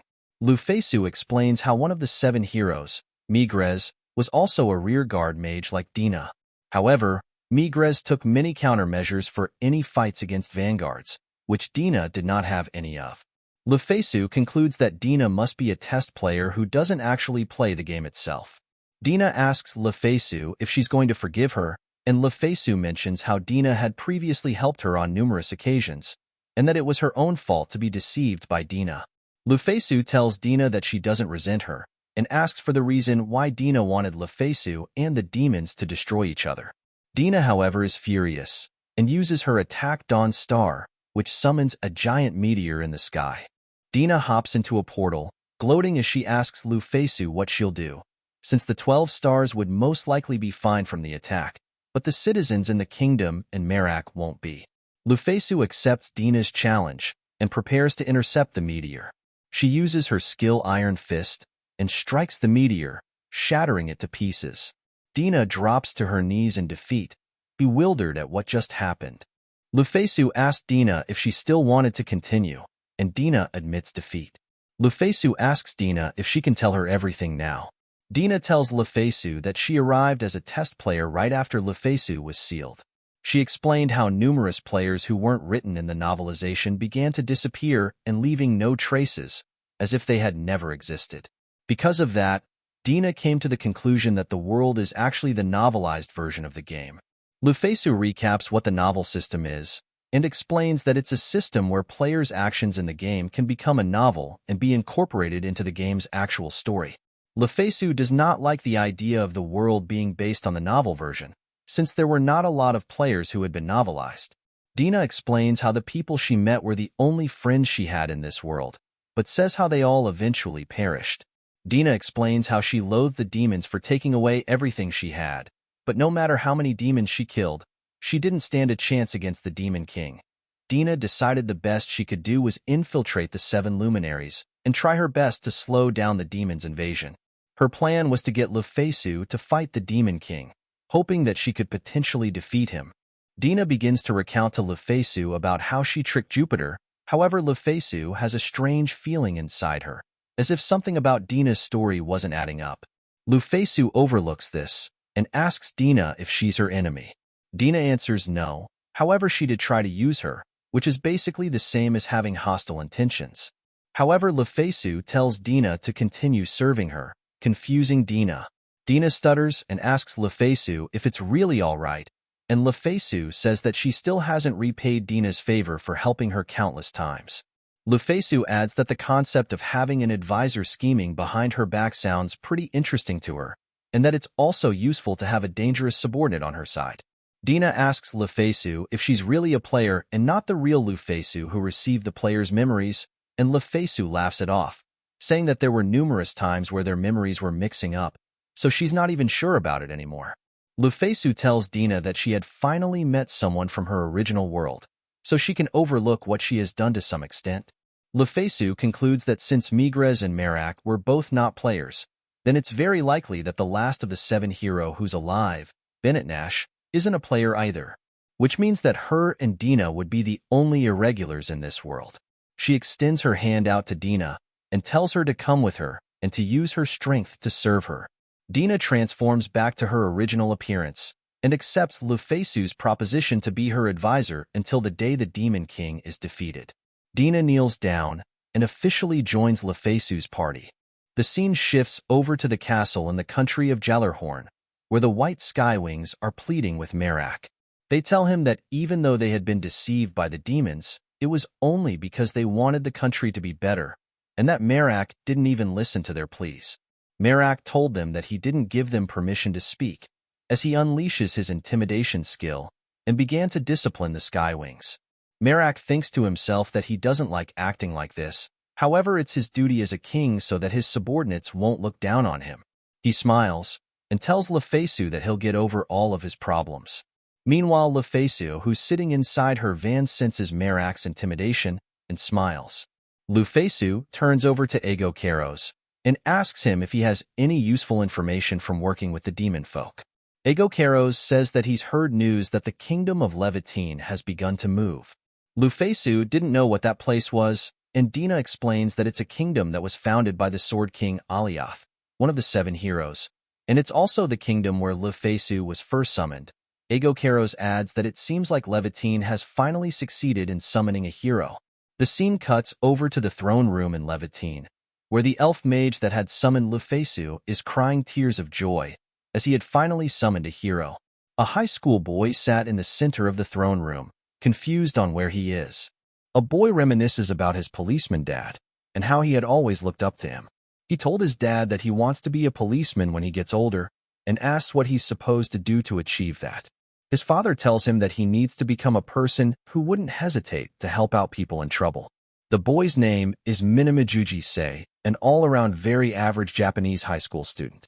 He recounts how he one day heard a voice inside his head asking for help. Confused, he asks where that voice is coming from, and if they need him to call an ambulance. A hole suddenly opens up beneath him, sucking Sei inside, and sending him to a world called Midgard. He recounts how the people who summoned him told him his goal is to defeat the demons and the supreme ruler. Sei has doubts about whether he can kill someone. However, if he abandons these people, then he'll never become the person he always wanted to be. He accepts the commission, since he knows that his dad wouldn't abandon anyone, even if it's in another world. Despite his bold claims, however, Sei is saddened by the fact that he doesn't have the strength to back it up, as he gets absolutely demolished in a sword fight, forcing him to surrender. His opponent is someone named Friedrich, a master of the sword who is regarded as the sword saint. Sei is grateful to be trained by the strongest swordsman in the world. However, there's a problem. Friedrich's face is revealed to be a tiger beast man, as he begins to roar at Sei, as he is incapable of speaking the human language. Sei notes that the beastmen are able to communicate in human language. However, he has never heard Friedrich say a single word at all. A voice tells Sei that the Captain Friedrich was offended by the fact that Sei was daydreaming during his training, and Sei addresses the woman as the vice captain, a female knight who's translating for the sword saint. Sei thinks about the cliché, beautiful-looking female knights, however is appalled at the fact that the vice captain turned out to be a gorilla. Friedrich starts to growl, and Sei asks the vice captain what he's saying. She translates, saying that the captain wants to go eat chicken. Sei asks what he's supposed to do, and the vice captain tells him that the training is over, as the captain wants to head outside, to which Sei remarks that the captain is a bit too fickle. Now I know you weebs aren't exactly the sharpest tool in the shed, so here's the definition for fickle up on screen. Someone calls out to Sei, and they're revealed to be the elf who had summoned him.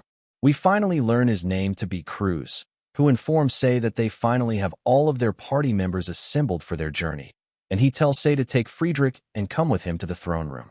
The king greets Sei inside the throne room, and he informs Sei that the time for his journey has come.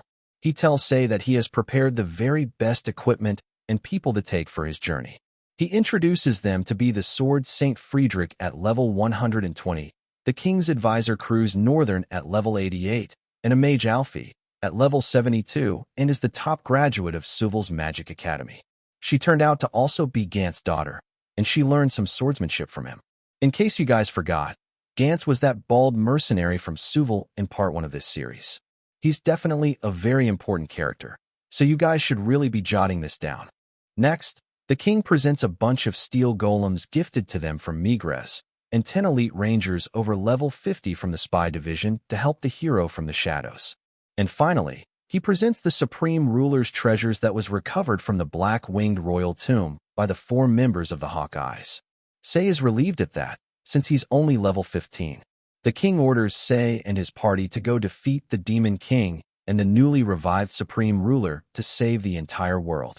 The party heads out into the city, where everyone is hosting a celebration for their departure. The party reaches the city gates, and they step outside. Sei suddenly notices black feathers from the sky, and the entire party begins to panic. Cruz screams in terror, as Lufasu Mafahl stood right outside of the city. So imagine fighting the final boss at the very first stage. However, Cruz then notices someone else in the sky, and he trembles in fear. The Demon King himself also shows up in front of the city. Sei panics as both Lufasu and the Demon King has somehow appeared at the exact same time, and he thinks that he's absolutely fucked. Lufasu glances over at the party, and she assumes that Sei is most likely the hero, and the man standing right in front of her must be the official last boss of the game, the Demon King. She then provides some much-needed context, as we flash back to a few hours ago when Lufasu first learned of the hero summoning. Lufasu thought back to when it was just a game, and how Alioth was the only person to ever get the hero class. After gaining the hero class, Alioth became incredibly overpowered and gained a bunch of deadly skills. His favorite skill was Climax, which allowed him to revive while increasing his attack and critical rate by 100%. Lufasu figures that since the demons know about the summoning, they'll definitely try to eliminate the hero before he gets a chance to grow stronger. Dina states that it's obvious that the demons would try to kill the hero before he grows stronger. However, the kingdom has a barrier created by the Sword King Alioth, and someone at the level of the 7 luminaries would definitely not be able to break it. The barrier was created by using the hero skill, Succession, which creates a massive barrier that boosts the player's abilities inside while weakening enemies. But in exchange, the hero who uses the skill will be killed, which basically equals a permanent death in this world compared to the game where you can just respawn. Dina explains how the Sword King Alioth lost both of his eyes to the Demon Lord, and he used his skill to create the barrier around the entire kingdom before he passed away. Lufasu figures that if the barrier is there, then the kingdom will most likely be safe, to which Ares agrees to as even he and Ego Karos struggle with the barrier. Dina states that as long as the Demon Lord and his son don't appear, then the kingdom will be safe. However, once the hero steps outside of the barrier, the 7 luminaries will most likely be camping at his location and take him out. Lufasu thinks that it would be a good opportunity to take out one of the 7 luminaries, and she decides to head over to the kingdom on her own and help out the hero. Lufasu observes the barrier and realizes why the 7 luminaries aren't able to get close. She then looks to the side and asks someone if they agree, as the Demon Lord suddenly pops out through a portal. We flash forward back to in front of the city, where the Demon Lord addresses Lufasu as Alcor, as introduces himself as Olm. Lufasu is confused by how she was addressed, and Olm tells her that it's her nickname, meaning a being that brings death when encountered, and it's how the demons address her. Lufasu proceeds to introduce herself, while affecting the hero's party with her intimidation status. She is surprised that the Demon Lord had personally come since she assumed he'd be afraid of the hero. However, Olm tells her that he only fears 2 people in this world, the goddess and Lufasu herself, which is why he'd always avoid a direct confrontation with her.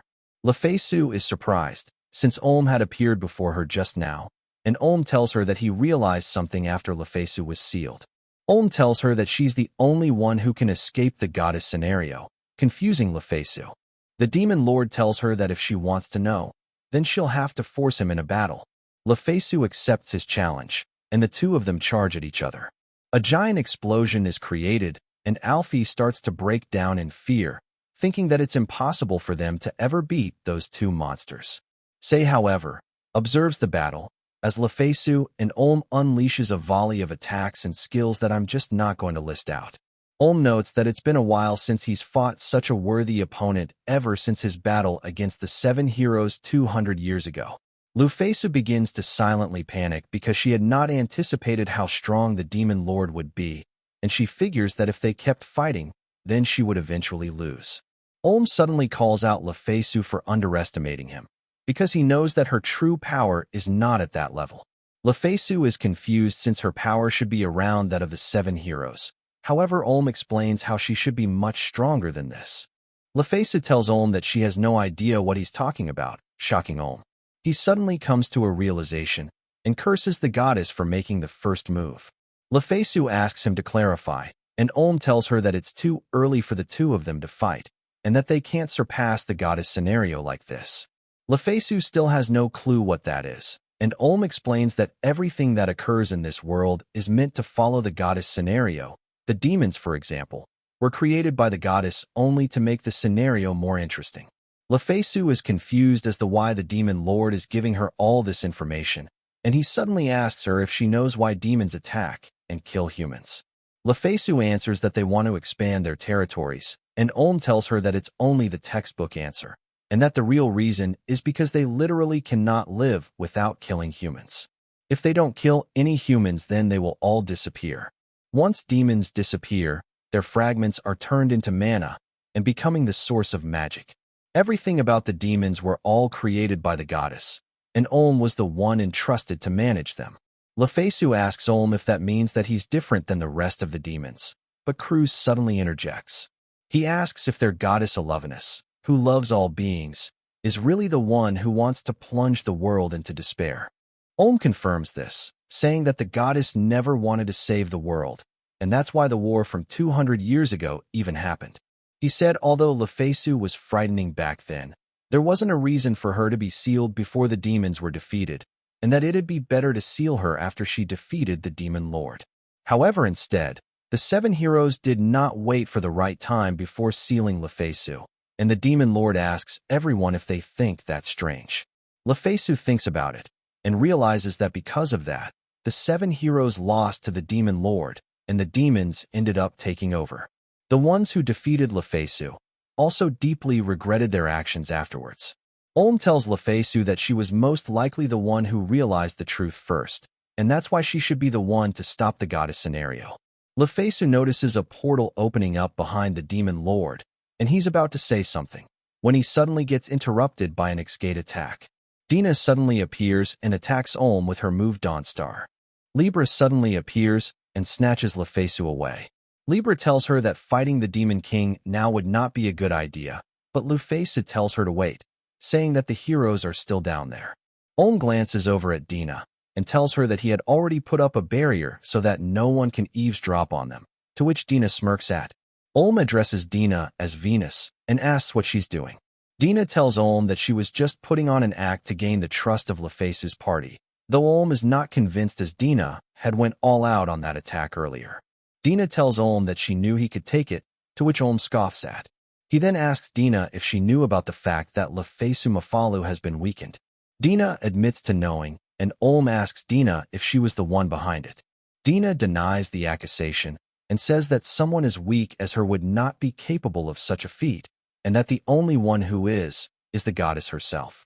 Meanwhile, Lufasu is bummed out that she was forced to retreat since the heroes were still there, but Libra tells her that the Demon King's objective was her, so the heroes should be fine. Lufasu asks Libra if she heard her conversation with Ulm, and Libra confirms this, since Dina had opened a small gate near Lufasu. Lufasu thinks back to how she was in the middle of something important before being interrupted, when Dina suddenly announces her return. She tells Lufasu that the Demon King had immediately left the scene once Lufasu left, and he didn't touch the heroes at all. Lufasu thought back to what the Demon Lord said, and she hypothesized that the real Lufasu had discovered something 200 years ago about the goddess scenario. She gets upset at the fact that she didn't get to hear what the Demon Lord had to say, when she suddenly gets interrupted, as their group had just arrived at Vanaheimer.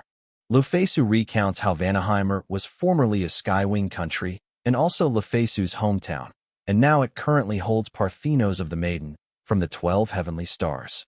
Parthenos had driven all the Skywings away and put up a barrier around the entire country, and the group is now here to pick her up.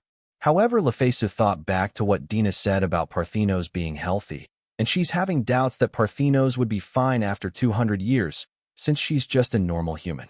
Lufasu explained how Parthenos in the game was able to form parties with other human NPCs and constantly spam heal spells and buffs. Lufasu figures that if Parthenos is still alive, then she must be incredibly old, and would most likely not even be able to follow Lufasu on her journey. The group manages to pass through the barrier, meaning that Parthenos viewed them all as allies. The group eventually stumbles upon a small cottage, and Lufasu knocks on the door. A girl slightly opens the door, and Lufasu realizes that it's not Parthenos. The girl notices Lufasu's black wings, and she opens the door, asking if she was the Lufasu her grandma always talked about. The girl is revealed to be a skywing, and she introduces herself as Virgo. Virgo offers to take the group to her grandmother, and Lufasu proceeds to use Examination Eye on Virgo. She notices that Virgo is a full skywing with a pretty high level, and she assumes that Virgo is probably Parthenos' adopted granddaughter. Virgo tells everyone that they've arrived, and she introduces her grandmother, who is now in a gravestone. Virgo revealed that Parthenos had choked on a fruit last year and ended up dying as a result. Lufasu asks Dina about this, and Dina assumed that Parthenos was still alive since the barrier was still intact. Virgo explains that it's because Parthenos' spirit is still roaming the world because of unfinished business. Lufasu asks Virgo if she knows where Parthenos' spirit is, but Virgo says she doesn't. Ares is confused, since Virgo would have no way of knowing that Parthenos became a ghost if she's never seen her. But Virgo explains that it's because Parthenos would occasionally show up to repair the barrier. Virgo tells the group that her grandma had just finished repairing the barrier not long ago, so it'll be some time before she shows up again. Ego Karos decides to just break the barrier to get Parthenos out, and he destroys it using his skill Invisible Break. Lufasu scolds him for this, and he sulks. Even after the barrier was destroyed, however, Parthenos still didn't show up, and Virgo tells the group that she's probably in the town above. Ares asks if it was Lufasu's hometown, and that they can find her mom's grave up there. Libra explains how every year, Lufasu would come visit her mother's grave, and she suggests they go visit it. Lufasu agrees to it, but is very confused as it was something from the real Lufasu's past that she has no clue about. Lufasu ended up creating a Tanaka jet to take the entire group up the Vanahemer. Lufasu observes the town, and a ton of childhood memories started to appear inside her head.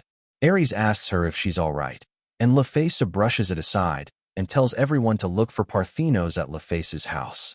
Libra observes that the town seems pretty nice, and Lufasu recounts how it only had bitter memories for her of the neighborhood kids throwing rocks at her. Libra immediately retracts her statement, and Ares and Ego Karos decides to burn the whole place down. They all transform and started to destroy everything. Lufasu orders them all to stop and said that she doesn't want her house and her mother's grave to get destroyed. The group arrives at Lufasu's house, which was a giant mansion.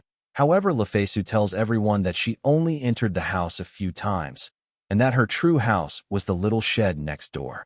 Lufasu explains how her father loathed her since she had black wings and considered killing her, but her mother managed to persuade him to isolate her in a worn-out shed. Libra asks Lufasu for permission to kill her father, but Lufasu tells her that he has died long ago. Lufasu enters the shed, and she suddenly gets a flashback of her mother. Lufasu thinks that her best objective should be to find something that the real Lufasu found out about the goddess scenario 200 years ago. Dina asks Lufasu what that is, and Lufasu answered that the demon lord said that everything in the world would move according to it. She asks the group if any of them have heard of it, but they all answered no. A voice suddenly offers to answer the question, as a young girl suddenly appears and greets Lufasu. Lufasu doesn't recognize the girl, as the girl starts to joke about the Skywing's long lifespan compared to her who's now become a ghost. She asked Lufasu if she was unable to recognize her, even though she worked so hard to recreate her appearance from her prime. Virgo realizes she recognizes the girl, as she turned out to be none other than Parthenos. We get a flashback of Parthenos, who was once the chief of a tribe devoted to the goddess as well as the goddess Proxy, since she's the direct descendant of the first human race that the goddess Alavine has created. When Lufasu invades the goddess' sacred castle, Parthenos offers up her life for the goddess. However, Lufasu decides to kidnap her instead, and she tells Parthenos that she needs to see the world's current condition, since she has never once stepped foot outside of the sacred castle. Lufasu takes Parthenos to a charred battleground, the horrors of which shock Parthenos. We end the flashback as Lufasu tells Parthenos to tell her everything she knows about the goddess scenario. Parthenos agrees. However, she first asks Lufasu how much of her past memories she can actually remember. Lufasu is surprised that Parthenos knew about her situation, and Parthenos reveals to her that Lufasu herself was actually originally the one to predict the goddess tampering with her memories. Libra does not seem surprised, as she was able to sense Lufasu occasionally acting like she doesn't remember what she did in the past. Lufasu asks Parthenos why the past Lufasu ordered her to seal away this town 200 years ago. Parthenos tells her that it'll be faster to just show her, and she takes Lufasu over to Vanaheim's peak. Parthenos points down at the giant crater and tells Lufasu that the answer she's looking for is down there. Lufasu looks down and is met with the slumbering giant sky dragon, who is meant to be one of the goddess vanguards, as well as one of the 5 dragons. Lufasu is shocked by the appearance of one of the 5 dragons, as they never actually appeared in the game and were only mentioned through text. She explains how the 5 dragons each control the 5 elements of fire, earth, wood, moon, and sun, while the goddess Elevenus controls the elements of gold and water. She panics upon looking at the dragon's stats, as it far exceeds her own, and she doubts that she can even win with all 7 heroes in their prime on her side. Parthenos explains how the dragons are all meant to be in deep sleep. However, they are said to awake from their slumber once the world reaches true danger. Lufasu assumes that's why she had ordered Parthenos to seal away this place in the past. However, Parthenos tells her that she doesn't possess the abilities to seal a dragon, and that the real reason she sealed away Vanaheim was to create an illusion that peace still exists so the dragon won't wake up, and she drove away all the citizens of Vanaheim so that they won't get involved in any of this. Lufasu asks Parthenos if Merak and the other Skywings know about this, and Parthenos said that only a handful of the Skywings knew about the dragon, but Merak is definitely among those people. She then adds that the Skywings all revered the dragon as a sacred guardian deity. Lufasu, however, can't agree with that sentiment, as the goddess can just send out all 5 of the dragons out of sheer boredom and instantly destroy the world, making them more like gods of destruction. Parthenos tells Lufasu that even she would not be able to defeat all 5 dragons and the goddess at once, which was why she had made the first move to seal away the 5 dragons, and eventually challenged the goddess after defeating the Demon King. Lufasu asks Parthenos how much danger does the world have to be in for the dragons to wake up, considering the fact that humanity is currently being cornered by the demons. Parthenos, however, doesn't know the answer, but she assumes that the goddess just doesn't see the demons as threats. Lufasu asks Parthenos if all 5 dragons are sealed if she had made the first move, and Parthenos tells Lufasu that 3 other dragons have been sealed by other members of the 12 heavenly stars. Lufasu realizes that there's still 1 dragon short, and Parthenos tells her that they still can't find the location of the moon dragon, and Lufasu theorizes that it might be in the actual moon due to its name. Parthenos then warns Lufasu about one of the goddess' unique abilities called Avatar, which allows her to create a clone of herself that allows her to freely move around. Lufasu thinks back to everything she had learned, and she figured that the real Lufasu was a massive thorn in the goddess' way, which is why the goddess had to seal away her memories when she revived. And the method she used was none other than the current host of Lufasu, and he finally figures out what the role the goddess gave him on the day he transmigrated was.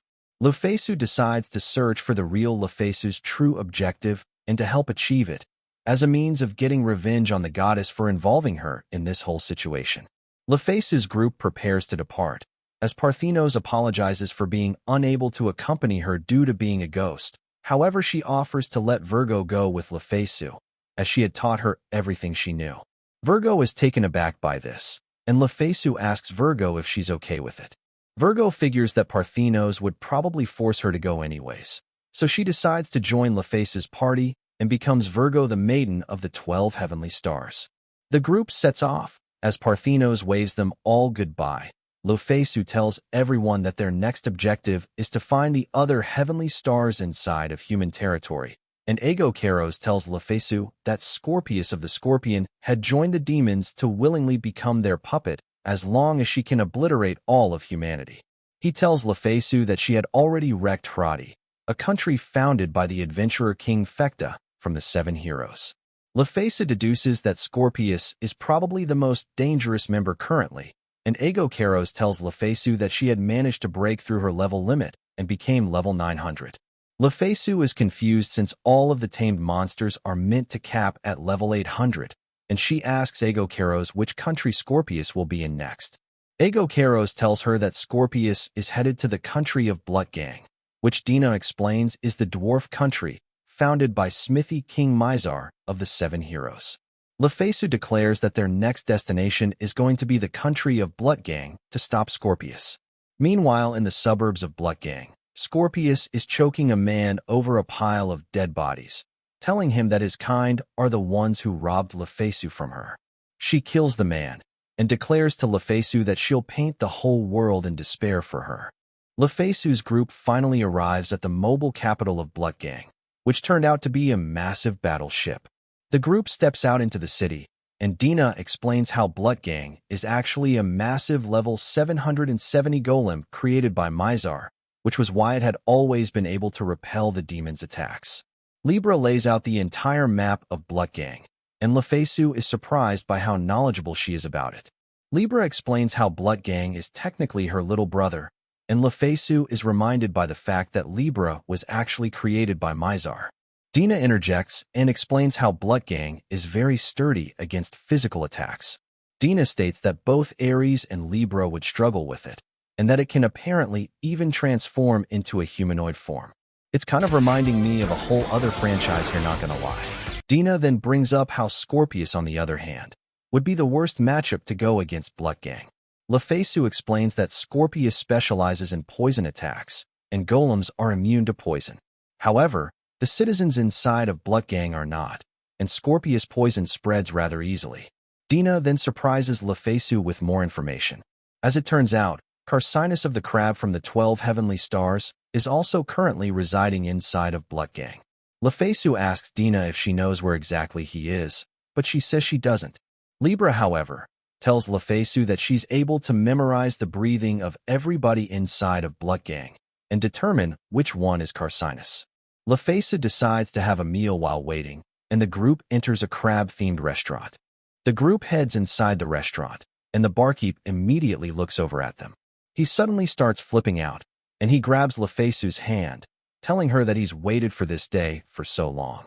He started dancing around with Lufasu, calling her his mistress, and welcoming her back after 200 years.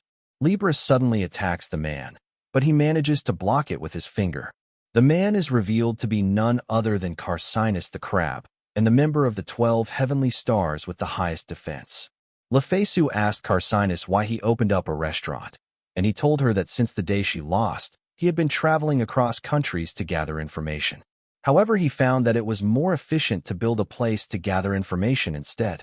Dina, however, tells him that he should have opened a store in the trade city Idolier, since Blutgang is a pretty isolated city. Carcinus then begins to sulk, and Ares and Ego Karos tells him that he's just as stupid as he was in the past. Lufasu tells Carcinus that she's gathering all 12 Heavenly Stars back, and that he's the 5th one. She asks him to join her, and Carcinus of the Crab from the 12 Heavenly Stars joins the party. An alarm suddenly starts to blare across the city, as someone announces that the mobile capital Blutgang will be entering battle station against Scorpius of the Scorpion from the 12 Heavenly Stars. Meanwhile, on the outskirts of town, Scorpius is stood with an army of scorpions, as she starts to get way too horny with murdering all of the dwarves inside of Blutgang, saying that just imagining it makes her wet. Oh, hell no, man. Admiral Janelle, the leader of the dwarves' royal capital, commands all forces to lock cannons onto Scorpius, and he orders them all to fire. Scorpius, however, easily manages to cut through the missiles with her tail. Admiral Janelle then deploys all of their golems, and Scorpius orders her army of scorpions to intercept the attack. The Admiral then fires the main cannon, which shot out a massive beam of energy. The beam takes out every troop on the battlefield except for Scorpius, who isn't pleased at the Admiral for sacrificing his own troops. The Admiral then calls for the Scale Squad, as they're the only beings to be able to stand up to Scorpius. Someone suddenly informs him that the demons have invaded Bloodgang, much to his shock. Meanwhile, in Bloodgang, Lufasu's group observes all the demons who've invaded the city. Ego Karos recognizes the moon elemental mana and name-drops Luna as the mastermind. Ego Karos tells Lufasu that Luna is one of the 7 luminaries and governs over the moon, specializing in hidden assassinations and stirring up disturbances. Lufasu orders Ego Karos to go after Luna and capture her alive, but to not cause any unnecessary destructions or involve any innocent civilians into the matter. She then instructs Ares and Libra to take care of the rest of the demons, while Dina, Virgo, and Carcinus will accompany her to stop Scorpius. The 7 luminaries member, Luna, wanders around the city, and she recounts how both Mars and Jupiter have failed, and that there can be no more failures, as it'll also be the failure of Terra, the founder of the 7 luminaries and son of the Demon King.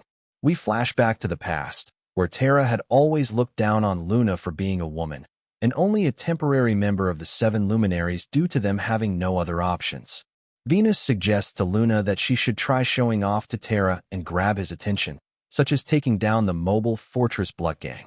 In the present, Luna is determined to prove to Terra that she is capable of things other than spying, so that he'll never look down on her again. A shadow suddenly calls out to Luna and appears beside her, and Luna seems to recognize their voice. Ego Karos appears and tells Luna that she has 2 options. The first is to surrender, and the second is to succumb mercilessly, to which he'll then proceed to cut off all 4 of her limbs and sacrifice her to Lufasu. Luna gets a flashback to her childhood with Terra, and she chooses neither of the options and engages Ego Karos in combat. Meanwhile, out in the battlefield, a bunch of Libra golems suddenly appear before Scorpius. They're revealed to be the Scale Squad deployed by Admiral Janelle, as he orders them to take down Scorpius. Scorpius figures that those Libras were mass-produced versions of Mizar's creation. However, she notes that the original one should have used her ultimate move Brachium already. She concludes that these versions are incapable of using Libra's greatest weapon, and she proceeds to easily repel all of the golems due to them not having Brachium. She tears through the Libras, and discovered that they only have half of the amount of scales compared to the original. She smiles and prepares to end the battle, when one of the golems suddenly gets in front of her face and activates self-destruct mode, creating a massive explosion. Admiral Janelle recounts how they've had to sacrifice a lot, but he's relieved that they've finally managed to defeat one of the 12 heavenly stars. Scorpius, however, suddenly emerges from the rubble, still intact. Admiral Janelle is shocked and realized that she had somehow managed to instantly break the mass-produced Libra to escape the explosion. Scorpius says that the same trick won't work on her twice, and declares the battle to be over. Someone suddenly uses Escape and summons a large portal, revealing that all of the golems from earlier had actually survived the attack from the main cannon. Lufasu appears on the battlefield and takes out her snake sword and kills every single scorpion on the battlefield. Lufasu's group stands on the battlefield, ready to end the fight. Lufasu planned to use the experience from the scorpions to level up Virgo. However, she's confused when the mana/experience points from the monsters started heading towards her instead. Experience would be useless on a max level like Lufasu, and she tries shooing it away. They suddenly converge together and begin to glow, confusing Lufasu. We then flash back to the heroes' party, who are currently near the country of Svel. Say had started to get more comfortable with fighting, as he engages a level 20 fuel in combat. Friedrich swoops in and saves him, and someone calls out to Say, asking if he's alright. He turns around and greets both Gantz and Jean, 2 unimportant side characters who had appeared in previous videos. Say recounts how after the fight Lufasu had with the Demon King, Alfie had decided to quit the party out of fear. The king, however, had arranged for better reinforcements, those being her father Gantz and the adventurers group Hawkeyes. Say explains that his party came to Svel to meet King Migres to get advice on battling Lufasu and the Demon King, along with how to increase Say's power as the hero. Say notes how everyone seems to dislike Lufasu, and that the conversation between her and the Demon King was completely brushed aside by everyone else's lies. Say, however, disagrees with everyone. He recounts how the Demon King mentioned the war being planned by the goddess, and infers that the goddess scenario is still going on. His plan is to learn more about Lufasu from Migres, as he thinks back to how his dad had become an alcoholic after making a terrible mistake, and he swears that he will not mistakenly attack an innocent person. Finally, an isekai hero that's not a complete idiot. Migres greets the hero party when they arrive, and Cruz explains how they are looking for a way to get Sei to level 1000. Since Migres had reached it before at the past, they figured that he probably has a secret method he can give to the hero. Migres is curious as to why they think that there's a secret method, and Cruz says that there isn't enough mana in the world to reach level 1000 through the normal way. Sei explains how leveling up would require someone to increase the amount of mana inside of them, but the needed amount will rise exponentially. One of the 7 heroes, the vampire Queen Banette Nash, spent over 100 years killing all of the demons on a continent, but had only managed to reach level 600 before meeting Lufasu. So the fact that even humans with their short lifespans have obtained level 1000 is extremely odd. Migres answers that there is in fact a way to reach level 1000. However, he has a question for the group. He asks them what they think about the goddess who created them, and Cruz tells him that she is the absolute symbol of justice and the divine providence. Migres tells them that he will not be able to share the secret with them, since they don't understand anything, just like him back then. However, he singles out Sei and tells him he wants to talk to him privately. Cruz and the others leave the room, and Migres asks him the same question. Sei says that he doesn't really understand this world too much. However, he finds the goddess incredibly suspicious. Sei then asks Migres if he acted on his own while during the fight with Lufasu 200 years ago. Migres tells Sei that he did indeed betray Lufasu 200 years ago. However, he is unable to tell whether or not it was his own decision. Sei comes to the conclusion that the goddess must be able to manipulate the minds of every living being in Midgard. Sei then proceeds to ask Migres if Lufasu is an enemy. Migres admits that Lufasu is in fact not his enemy, but rather his friend. Sei asks Migres for help, as he does not want to mistakenly go after the wrong person since Lufasu is not their enemy. Migres tells Sei that the secret method of leveling up is in the form of an item. That item is the golden apple, which was created by Lufasu herself.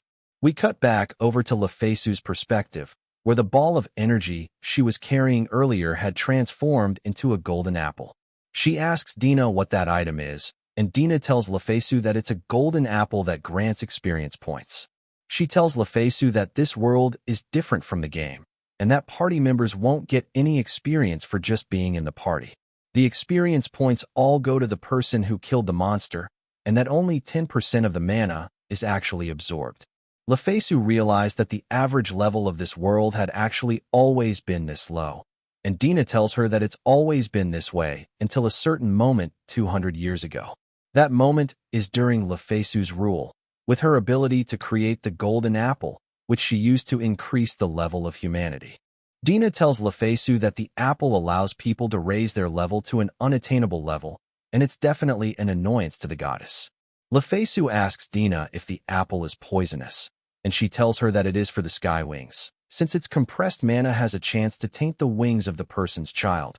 So it'll be considered extremely poisonous to the sky wings since they value the purity of their wings so much. Lufasu figures that she probably can't give the apple to Virgo then, since she doesn't want to ruin her future in the white-winged community. Lufasu finally turns her attention to Scorpius, who I guess had just been standing there the whole time. Lufasu asks Scorpius if she remembers her, and Scorpius tells Lufasu that she's been thinking of her every single passing second, as she then proceeds to attack Lufasu. Lufasu dodges the attack, as Scorpius suddenly goes on this super long horny rant, which I am not going to list out. Scorpius tells Lufasu to dive into her arms, and attacks Lufasu. Karkinos uses his skill Akbens and blocks the attack. He then retaliates, as his skill Akbens strikes back with a 50% increase of the amount of damage received. Lufasu explains how Karkinos specializes in defending and counterattacking. However, he is not a good matchup against Scorpius, as her poison damage bypasses his armor and can't be counterattacked.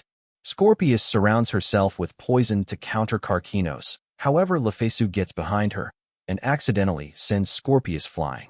Lufasu is surprised at the amount of strength she had, and realized that she is becoming closer with the original Lufasu. Scorpius gets up from the attack, and is confused as to why Lufasu can't understand her feelings. Divine power suddenly bursts out of Scorpius, and Karkinos tells Lufasu that it's just like that one time 200 years ago with the 7 heroes. Lufasu suddenly receives a bunch of old memories of the 7 heroes receiving divine power, and then suddenly going berserk. Lufasu thought back to what the Demon King said, and realized that Scorpius is currently under the goddess' control. The goddess is also buffing Scorpius, and Lufasu finally realized how the real Lufasu lost to the 7 heroes 200 years ago. She thought back to how Scorpius had managed to reach level 900, and realized that Scorpius had been under the goddess' control for a while.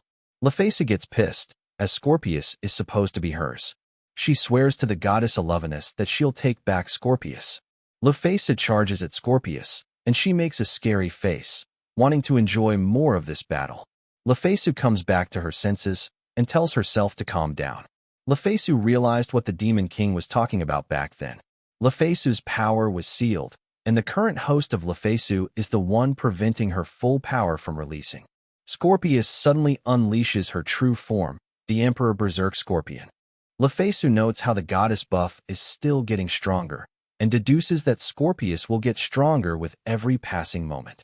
Lufasu figures that she'll simply have to defeat Scorpius before she can surpass her, and she punches Scorpius, sending her above the clouds.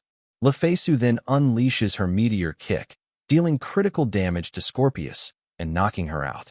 Lufasu suddenly snatches Dina and tells her that simply knocking Scorpius out isn't going to fix things, as the goddess is involved. Lufasu tells Dina that the only way to remove the goddess manipulation is through Dina herself, confusing Dina. We cut over to Libra and Ares in the city of Bloodgang, where Libra informs Ares of her suspicions towards Dina. Libra tells Ares that her mind can't be manipulated since she's a golem, and that Dina had most likely manipulated everyone else's memories.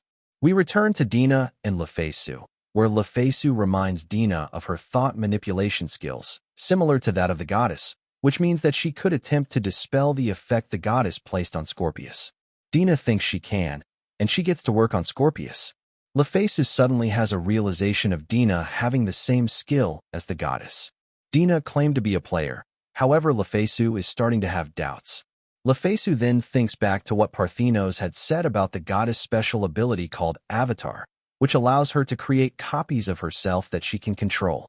We switch over to Ego Keros, who had managed to defeat Luna of the 7 luminaries.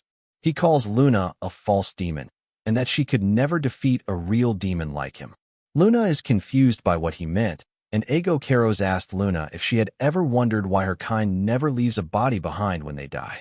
Luna answers that it's because their bodies break down into mana, but Ego Keros then asks her why that is, as real demons like him all leave their bodies behind. Ego Keros is about to reveal the truth when he's suddenly interrupted by a beam of light. The culprit being the demon Prince Terra, who had just saved Luna from Ego Keros' grasp. Terra tells Luna that he had told her to be careful, and that he's glad that he made it on time. Terra tells Ego Keros that he's angry at his betrayal, but he doesn't have the time for him right now. He blasts a hole in the city wall and escapes with Luna. Lufasu notices him, and Terra gets terrified at the amount of power she has despite losing half her strength. Terra tells Luna that all of the demons are currently being controlled by someone, and that his father is even collaborating with that person. Terra says that Luna is one of the few demons that he trusts, and he tells Luna to not die, as he needs her right now. Meanwhile, Dina informs Lufasu that the goddess manipulation from Scorpius has been dispelled, and that Scorpius will soon wake up. Lufasu asks Dina who that handsome guy from earlier was, and Dina tells her that he's Terra, the son of the Demon King. Lufasu is confused, since demons are supposed to have blue skin. However, Terra's skin is white, making him look more like a human. Dina tells Lufasu that Terra would definitely be a character you can go after in a dating simulator, but Lufasu is confused since she's never played one. Dina tells Lufasu that she never seems to act like a girl, and Lufasu tells her that she's actually a guy on the inside. Dina is absolutely shocked, and Lufasu tells her that her sexual urges had all disappeared when she entered this body, so she won't be feeling anything when looking at women. The mass-produced Libras suddenly show up, and they bowed down to Lufasu. They asked Lufasu to come to the royal chamber of Blutgang, as their master is waiting for her.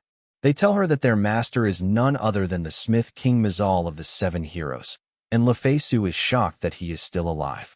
Terra calls for Venus, who pops out from a portal. Terra asks her where his father is, and she tells him that he had just left with his elite guard. Terra gets suspicious and asks Venus if she had influenced his father. He explains how Venus was brought to them by Sol, the leader of the seven luminaries. The color of her skin and eyes were not demon-like. However, she was still accepted due to Terra himself having the same attributes. Terra is highly suspicious of her and asks her a question. He first asks about Mars and how he manipulated into seeking out Ares. Second, he asks about Jupiter's actions in Gerelhorn and how he was asked to bring Aegokeros with him. Terra asks Venus if she was the one who had manipulated the two of them, and she confirms it. Finally, he asks whether she was the one who manipulated Scorpius to coincide with Luna's invasion, to which she also confirms.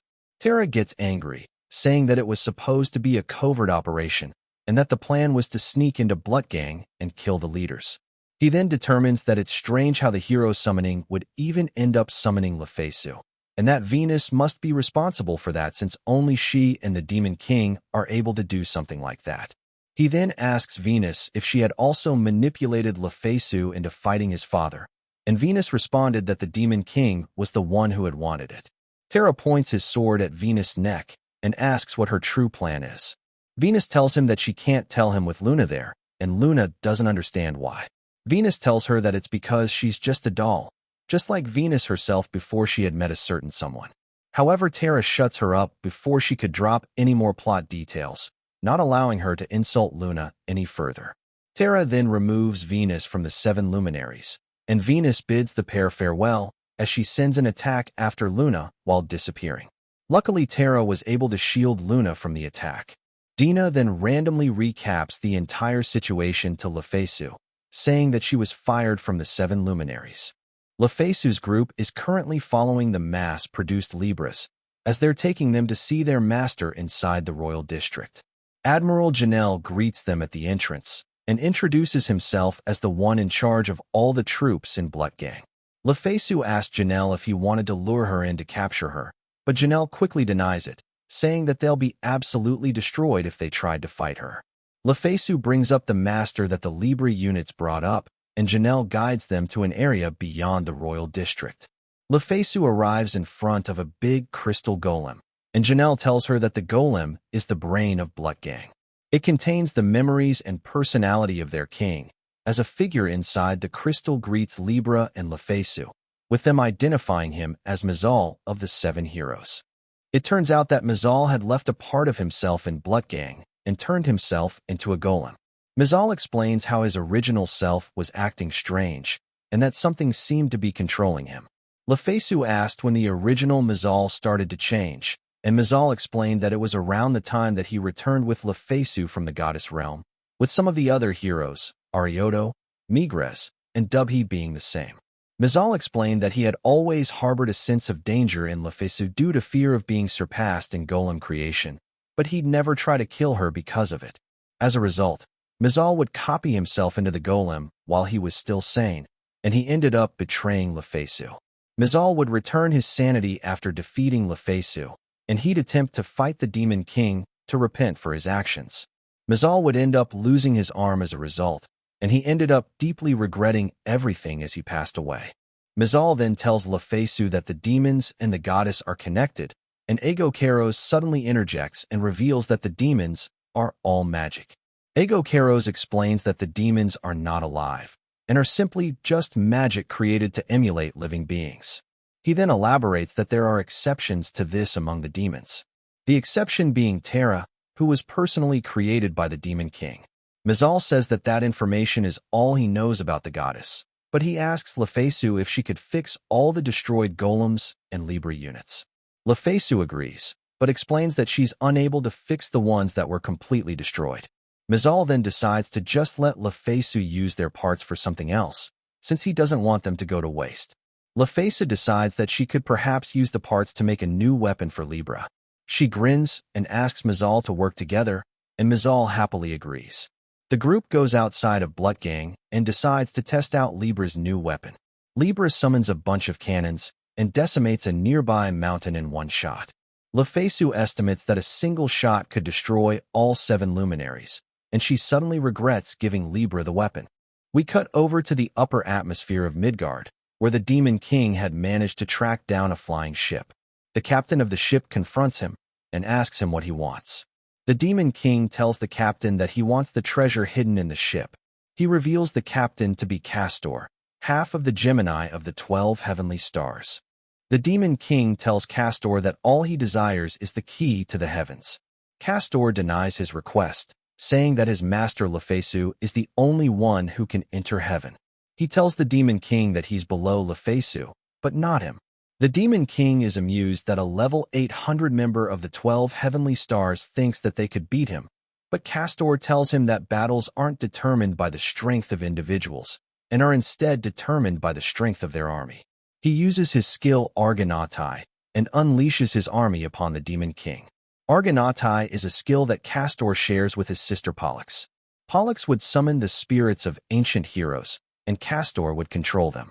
The Demon King's army is wiped out, and he's impressed that all of the spirits are at least level 500, and that some of them are even level 1000 just like him.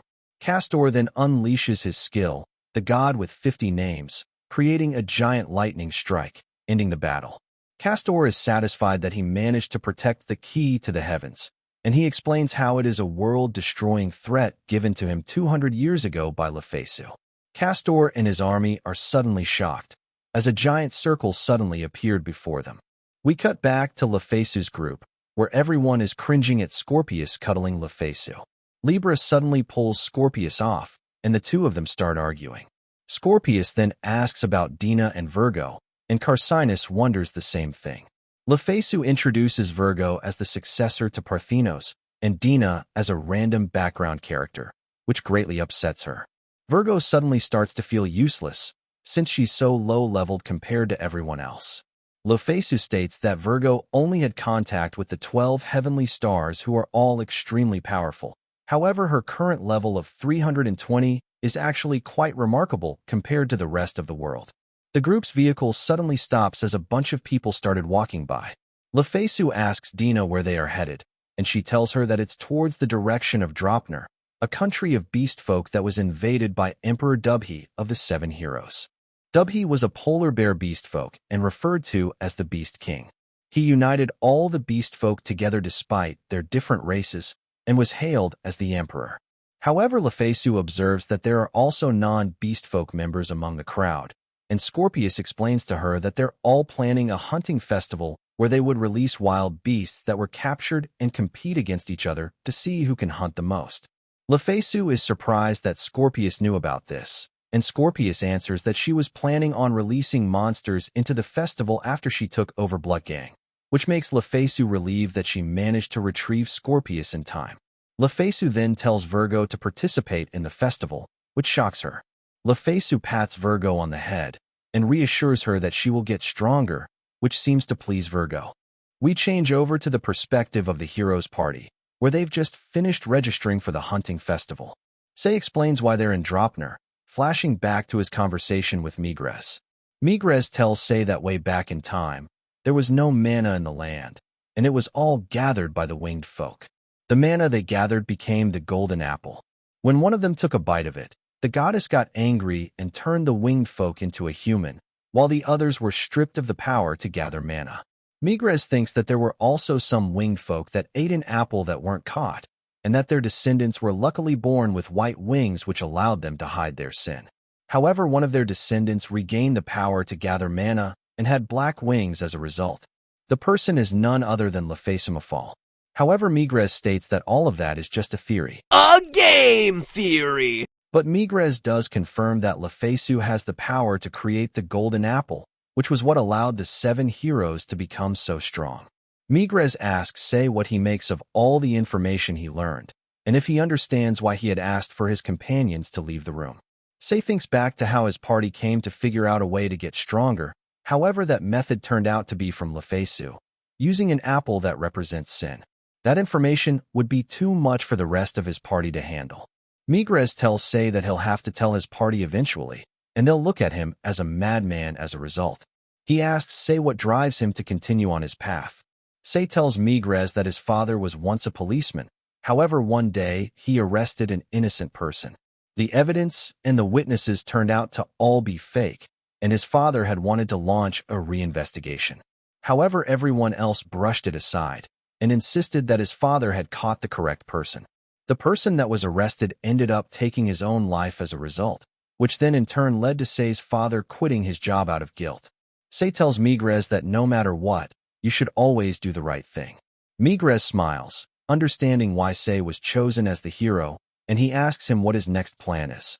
Sei tells Migres that he wants to meet Lufasu, and Migres tells him to head over to Dropner, since he can gather a lot of information from all the participants. The flashback ends, and Sei is surprised that Dropner's capital is just an open field.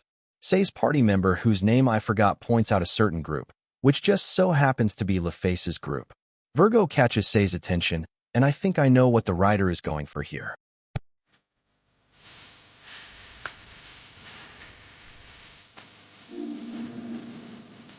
The guy whose name I forgot nuggies Sei on his head and asks him if he likes the girl with the white wings. Sei blushes and denies the claim. We cut to the next day, and the hunting festival has begun. The announcer declares participant 760 as first place by a long mile. It turned out to be Virgo, and Sei feels dejected at how weak he is compared to her. The announcer then explains the rules of the festival. Participants should try to kill as many of the released monsters as they can. Each type of monster has been assigned points based on their strength, and whoever has the most amount of points by the end wins. Virgo is confused at how weak the monsters all seem to be, and it causes her to gain a lot more confidence. Participants suddenly scream at an accident that occurred. A giant dinosaur that lives nearby managed to break into the festival grounds, and Sei is shocked that this world has dinosaurs. The giant dinosaur charges at Sei, but Virgo blocks the attack and saves him. She then strikes the dinosaur, damaging it greatly. Sei decides to help out and attacks the dinosaur by its feet. He uses his hero skill, Sword of Light, and it causes the dinosaur to stumble back. Virgo then dashes in, and Sei assists her by buffing her with Sword of Light, and the dinosaur is killed. Sei and Virgo introduce themselves to each other. The dinosaur suddenly gets back up, startling them. It suddenly drops dead, confusing them both. Off in the distance, it turns that Libra was the one who had sniped the dinosaur. However, Libra tells Lufasu that it wasn't her who made the shot. She tells Lufasu that an arrow had pierced the dinosaur's head right before her bullet hit. Libra tells Lufasu that she thinks that it might be the archer of the 12 heavenly stars. Lufasu thinks to Sagittarius, the archer of the 12 heavenly stars. He specializes in ranged attacks, and is the only being who's able to snipe something faster than Libra. Lufasu thinks to how Dino wasn't even able to find Sagittarius, and wonders why he'd make an appearance now. Later that night, Virgo is treated to a feast for winning the hunting festival. Libra suddenly informs Lufasu of someone outside of their base. It turned out to be a fox beastkin, who tells Lufasu's group that he's under orders from the Emperor to gather all the participants who've done well in the festival. Lufasu asks Virgo what she thinks of it, and she answers that she'd like to go and help out. Lufasu tells the rest of her group that they're no longer leaving Dropner tomorrow, since Sagittarius might be near the area. She then tells Ares that she has something else planned for him. We flash forward to the next day with the 5 best performing participants of the hunting festival all gathered together. Sei observes the other participants and is suspicious of the one in the cloak. Someone suddenly appears before the group, introducing themselves as Captain Kainiko of Dropner. He turned out to be a cat, and he asks the group if they'd be willing to help the country of Dropner with an official request to recover an object from a specific location. Virgo asks Kainiko what he needs them to recover, and he tells the group that he wants them to climb Mount Nitjorg and recover the elixir at the summit. 2 of the members are shocked, as the elixir is a legendary item that was said to have been lost 200 years ago because of the Demon King. Virgo asks Kainiko why he needs the elixir, and he answers that their country's guardian dragon has fallen ill. The elixir is the only thing that can save it. If the guardian dragon dies, then their country will be lost to the demons. Sei asks Kainiko if the elixir could heal legs that can't move anymore, and he answers that it's definitely possible. Sei thinks to Migres, and how he could give him a drop of the elixir to heal him. One of the cat guards suddenly emits a dark aura, and is surprised that the country of Dropner still has the elixir. He states that the elixir is a massive threat, since it could potentially heal the 7 heroes. He undoes his transformation, revealing himself to be a demon. The demon attacks the group with a water creation, but Virgo manages to protect everyone with her force barrier. The demon is surprised that she's strong enough to oppose him, and he decides to retreat. Kainiko recognizes the water magic used by the demon, and recognizes him as Mercurius, the luminary of water. He explains how Mercurius' entire body is made up of water, which makes him immune to physical attacks. The other 2 high-ranking participants from the festival gets terrified at the thought of fighting one of the 7 luminaries and dips. Sei tells Kainiko that it would probably be better for the country to send their troops to the mountain instead, but Kainiko tells him that Mount Nipjorg is surrounded by a holy barrier that repels magical beasts and beast folks. Fortunately, the barrier will also keep the demons out, but they'll definitely try targeting it now that they know that the elixir exists. The rest of Sei's party shows up and offers their assistance. Kainiko recognizes them all as Sword Saint Friedrich, Gantz the Mercenary, and Hawkeye. He's especially happy at seeing Friedrich again, and it turns out that Kainiko is actually his older brother. Kainiko learns from Friedrich about Sei being the hero and is honored to have him help out. Virgo also offers her assistance, and Kainiko proceeds to guide everyone over to Mount Nipjorg. We cut over to Libra and Karkinos, who have split up from the rest of Lufasu's party to search for Sagittarius. Someone suddenly calls out Libra and steps out from the shadows. Karkinos recognizes the guy from the hunting festival, but Libra sees through his disguise and identifies him as Sagittarius. He undoes his transformation and reveals himself as Sagittarius of the marksman from the 12 heavenly stars. Sagittarius tells Libra and Karkinos that he's currently working together with Leon the Lion of the 12 heavenly stars. Libra referred to Leon as the one who held no loyalty towards Lufasu, and only worked for her to potentially find a chance to overthrow her. Libra asks Sagittarius why, and he brings up his species of the centaurs. Centaurs are half man and half horse, but are still treated as monsters. He asks Libra if she knows why, and Libra tells him it's because centaurs are not bipedal. Sagittarius tells Libra that Leon has gathered other creatures who were classified as monsters, and has also reached level 1000. Leon plans to take over the world and give monsters more rights. Libra warns Sagittarius, and tells him that he'll be forgiven if he returns to Lufasu. If he continues to follow Leon, however, then he will be seen as a threat and disposed of. Sagittarius apologizes, saying that he's already made his decision. He'll do anything for his people, even if it means becoming Lufasu's enemy. He attacks Libra with Cause Media, a bow gifted to him by Lufasu 200 years ago that can change the elements of spells casted by the wielder. Libra grabs Karkinos and uses him as a shield. She then retaliates by firing a volley of bullets, which Sagittarius manages to dodge. The battle continues, with Libra constantly dragging Karkinos around and using him as a shield. Sagittarius fires one last arrow and manages to disappear from the battlefield. Libra replays her footage and finds out that Sagittarius grabbed onto the arrow he fired and used it to escape. We cut back to the heroes' party at Mount Nipjorg. Cruz is amazed by all the mana crystals inside the mountain, and Sei notes how it looks like a dungeon from an RPG. The hooded figure brings up a question and asks if the vice captain is alright since they're a gorilla beast folk who shouldn't be allowed through the barrier. Hawkeye points out the vice captain just looks like a gorilla, and the vice captain ends up sucker punching him in the face for that remark. The gang suddenly hears some noise, and Cruz yells at everyone to get behind him. A gush of water suddenly crashes towards the group, and Cruz manages to protect everyone with a barrier. Cruz infers that the demons must have broken through the barrier, and his barrier starts to break open.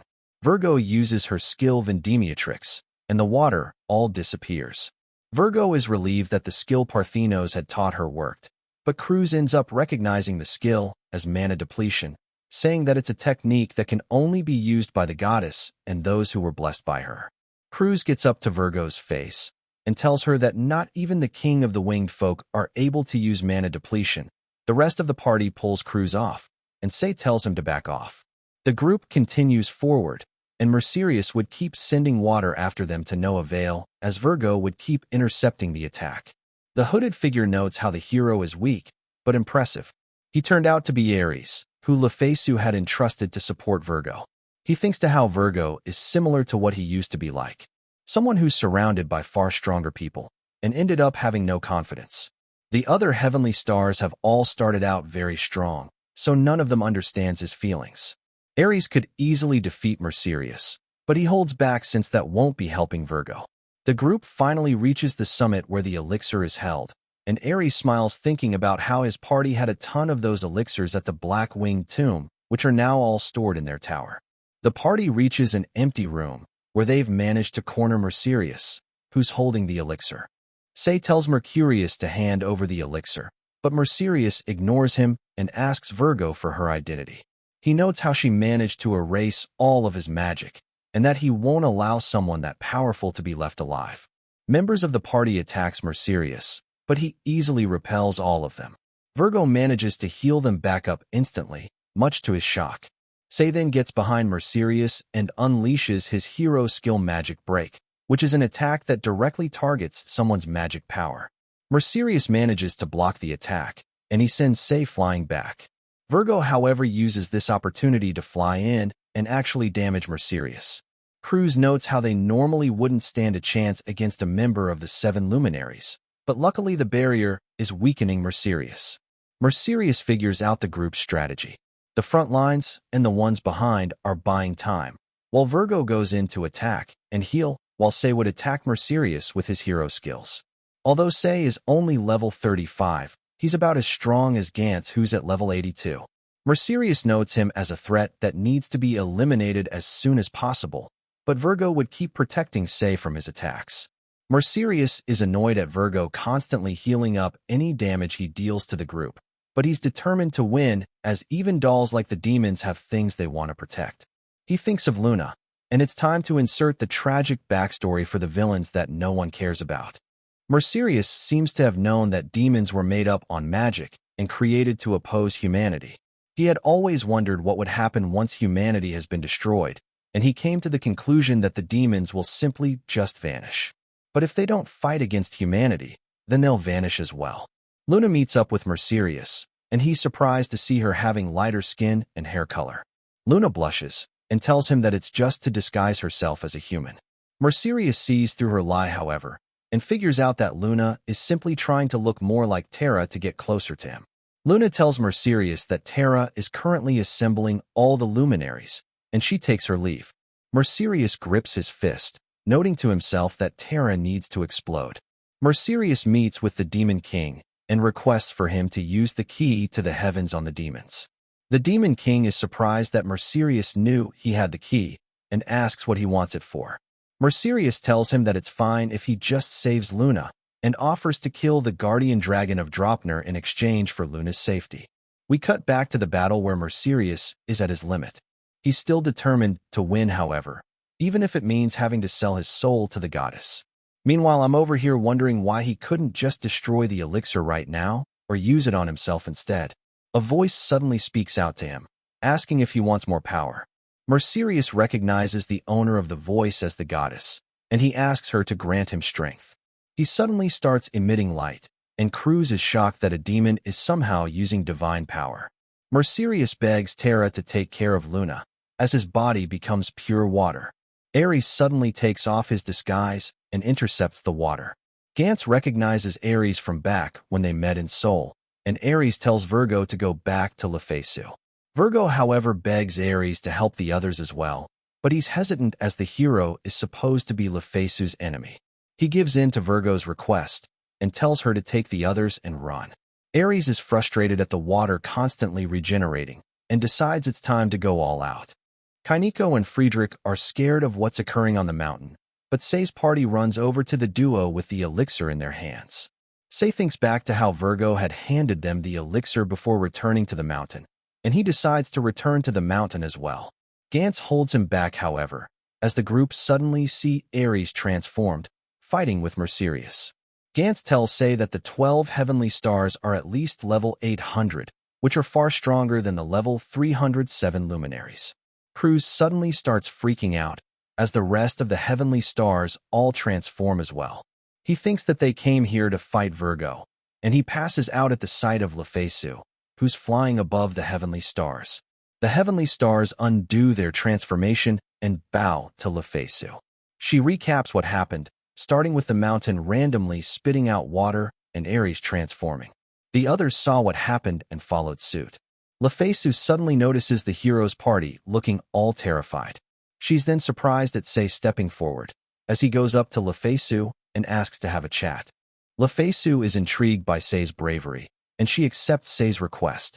Sei first asks Lufasu if she's planning on doing anything to the country of Dropner, and she answers that she's only in the country to train up her subordinate. Sei realizes that Virgo is her subordinate as he saw her hanging around Lufasu's group earlier, and he tells Lufasu that she's currently fighting with one of the 7 luminaries. Sei's ashamed that he had to leave her to fight alone, and he asks Lufasu to help them. Lufasu agrees with no hesitation, surprising Sei. He realizes that the legends of Lufasu were blown out of proportion, but he immediately takes back that statement upon seeing her easily take out some of the water attacks from Mercurius.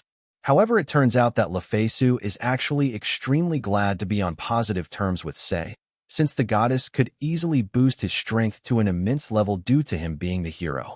Lufasu greets Gantz, who had realized that she was actually the Sufala girl she met back in Suval. Hawkeye finds Lufasu to be familiar, so she tells Dina to remove the memory manipulation on Jean. Wait, his name is Jean? The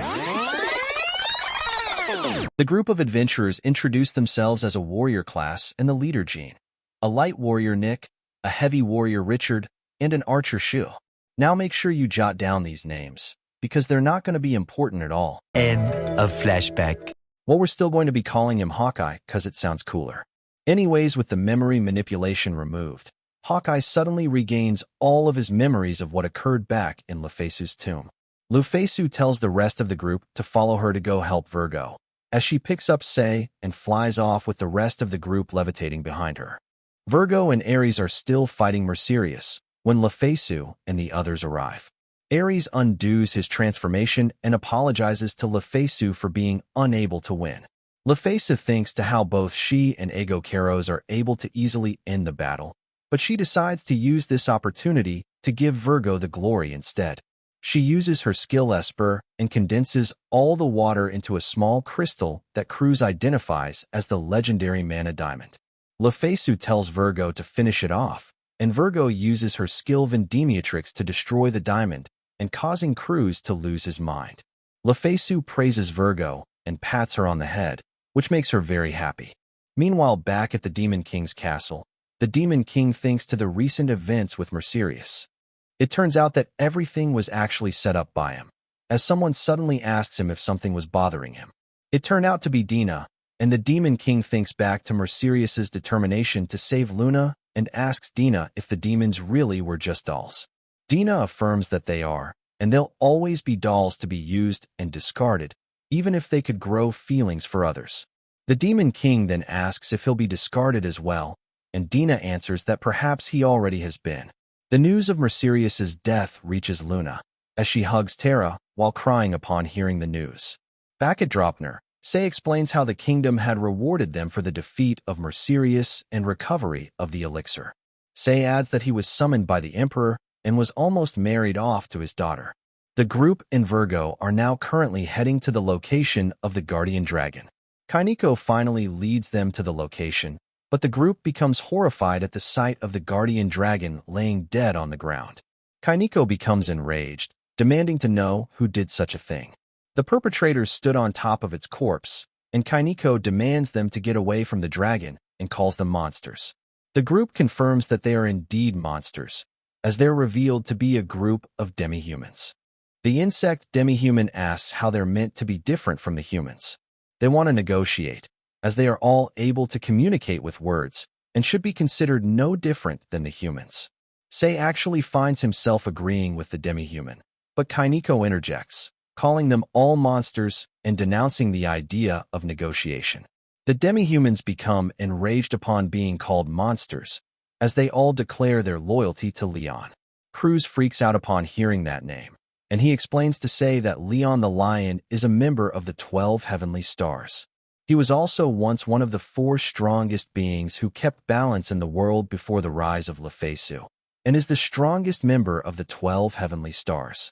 The plant demi-human corrects Cruz, saying that Leon had already left the 12 heavenly stars long ago, and has got back to level 1000, giving him the ability to destroy all of humanity and the demons.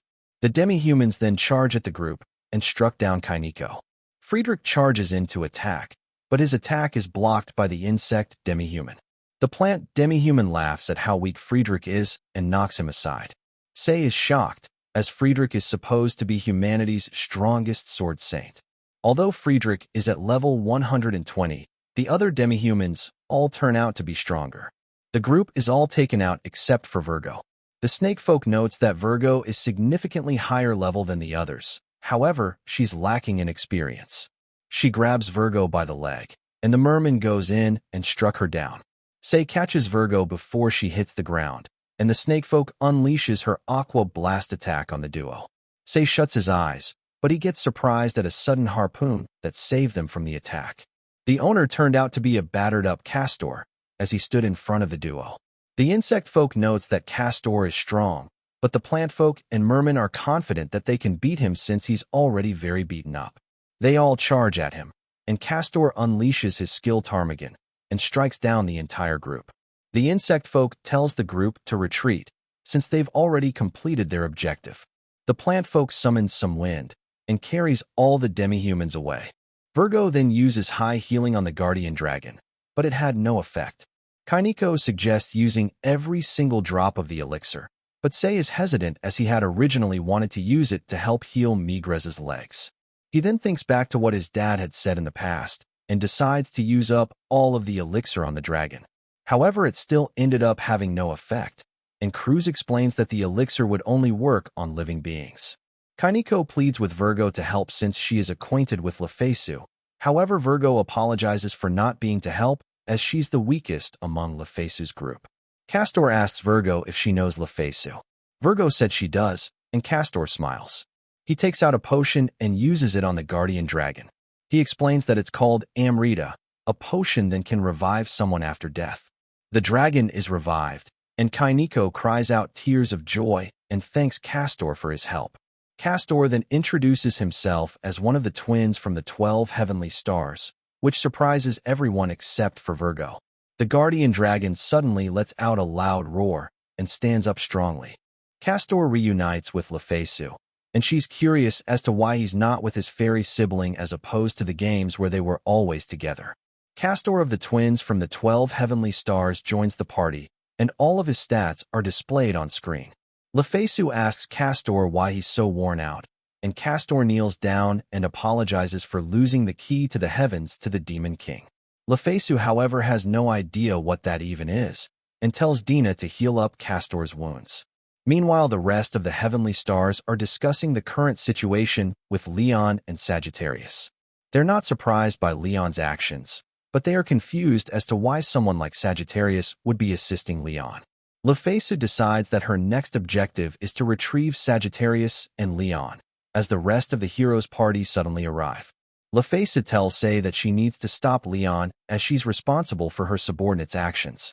Both Gantz and Hawkeye offers to help, but Lufasu has doubts since she's not sure if they'd even survive the shockwaves caused from her battle with Leon. Dina informs Lufasu that Leon's base is most likely located in Turfing.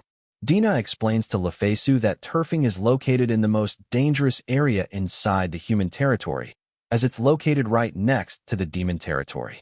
Sagittarius's hometown of Kintoros is also located inside of Turfing. Lufasu tells Sei to leave Leon to her, and that Sei should go over to Kintoros and investigate. The group splits up, with Lufasu and the Heavenly Stars headed to Turfing while the heroes' party along with Virgo and Castor would be heading towards Kintoros. Meanwhile, in the vampire country of Mjolnir, a vampire girl senses Lufasu's presence. She is determined to finally kill Lufasu this time. She's revealed to be Bennett Nash, a level 1000 vampire princess with the life goal of killing Lufasu, and the final member of the 7 heroes that are currently alive.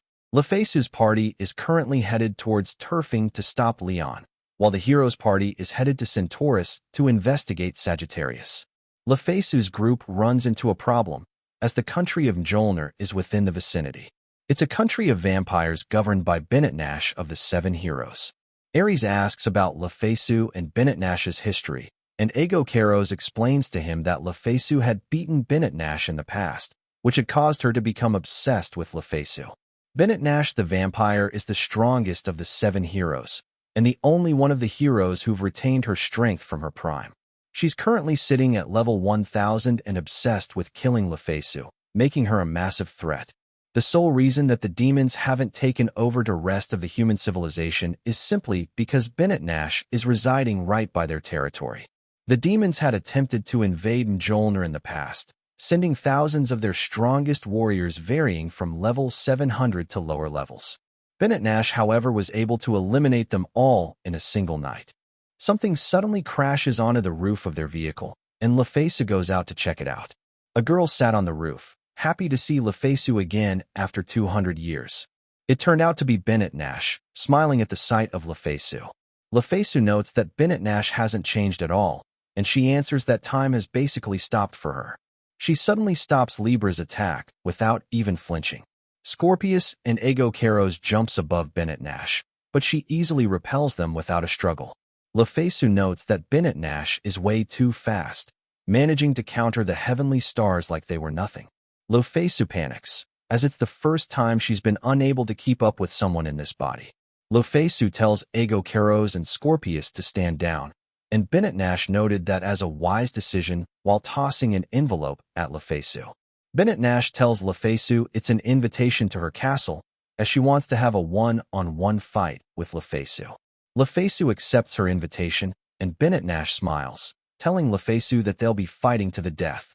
Bennett Nash flew away, and Lufasu is curious about the reasoning for Bennett Nash's obsession with her, which means it's now time for a flashback to 200 years ago. Before the rise of Lufasu, the power balance of the world was maintained by 4 people known as the 4 Pillars. Those being the Demon King Olm, the Dragon King Layden, the Lion King Leon, and the Vampire Princess Bennett Nash. Despite being the same race, Bennett Nash saw the other vampires as inferior, and she sought out other powerful creatures to fight. She went on a rampage across the continents, and there was eventually no one left that's strong enough to fight her. She was only level 600 when a sudden shift occurred in the world. The Dragon King ended up being subdued by Lufasu, who then also came to erase the vampire clan. Lufasu ended up easily defeating Bennett Nash, which would end up being the first time she's ever encountered someone stronger than her. Bennett Nash, however, found the feeling of being defeated as something pleasant, and she decided to accompany Lufasu and became one of the 7 heroes. After joining, Bennett Nash would finally find joy in fighting, as everyone around her was just as strong as she is. Bennett Nash would eventually reach level 1000, with a determination to kill Lufasu. The two of them would finally have a rematch once Lufasu conquered the world. However, Lufasu would suddenly be betrayed. It turned out to be the other heroes, who were all emulating heavenly power.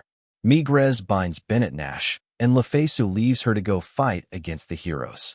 Bennett Nash doesn't want her to go, but Lufasu reassures Bennett Nash that everything will be fine. The end result, however, would be Lufasu's defeat at the hands of the 7 heroes. The other heroes would go to Bennett Nash after the battle to request aid in the fight against the Demon King. Bennett Nash, however, refuses and tells them all to leave. She would then end up shutting herself off from the rest of the world until around 50 years after Lufasu's death.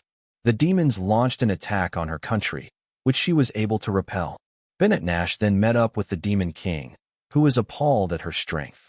He notes that the 7 heroes would have probably won against him if she were there in the battle. Bennett Nash, however, is just confused as to why the Demon King isn't fighting with his full strength. He suddenly informs her that Lufasu will return after 150 years and tells Bennett Nash to wait until then as he disappears into a portal. Bennett Nash grinned at the news, and her determination returns. We then return to Lufasu, who's currently exploring Mjolnir. She didn't want to risk being attacked by both Leon and Bennett Nash, so she decided to split off from the 12 heavenly stars and left the situation with Leon to them.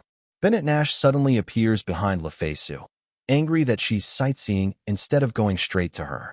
Lufasu tells Bennett Nash to show her around the city first, and she finds it weird that she doesn't feel nervous around Bennett Nash. Despite how dangerous she is, Lufasu would get a pleasant vibe from her. The country of Mjolnir is always dark because of Bennett Nash's magic, and all the manual labor is done by zombies rather than the vampires.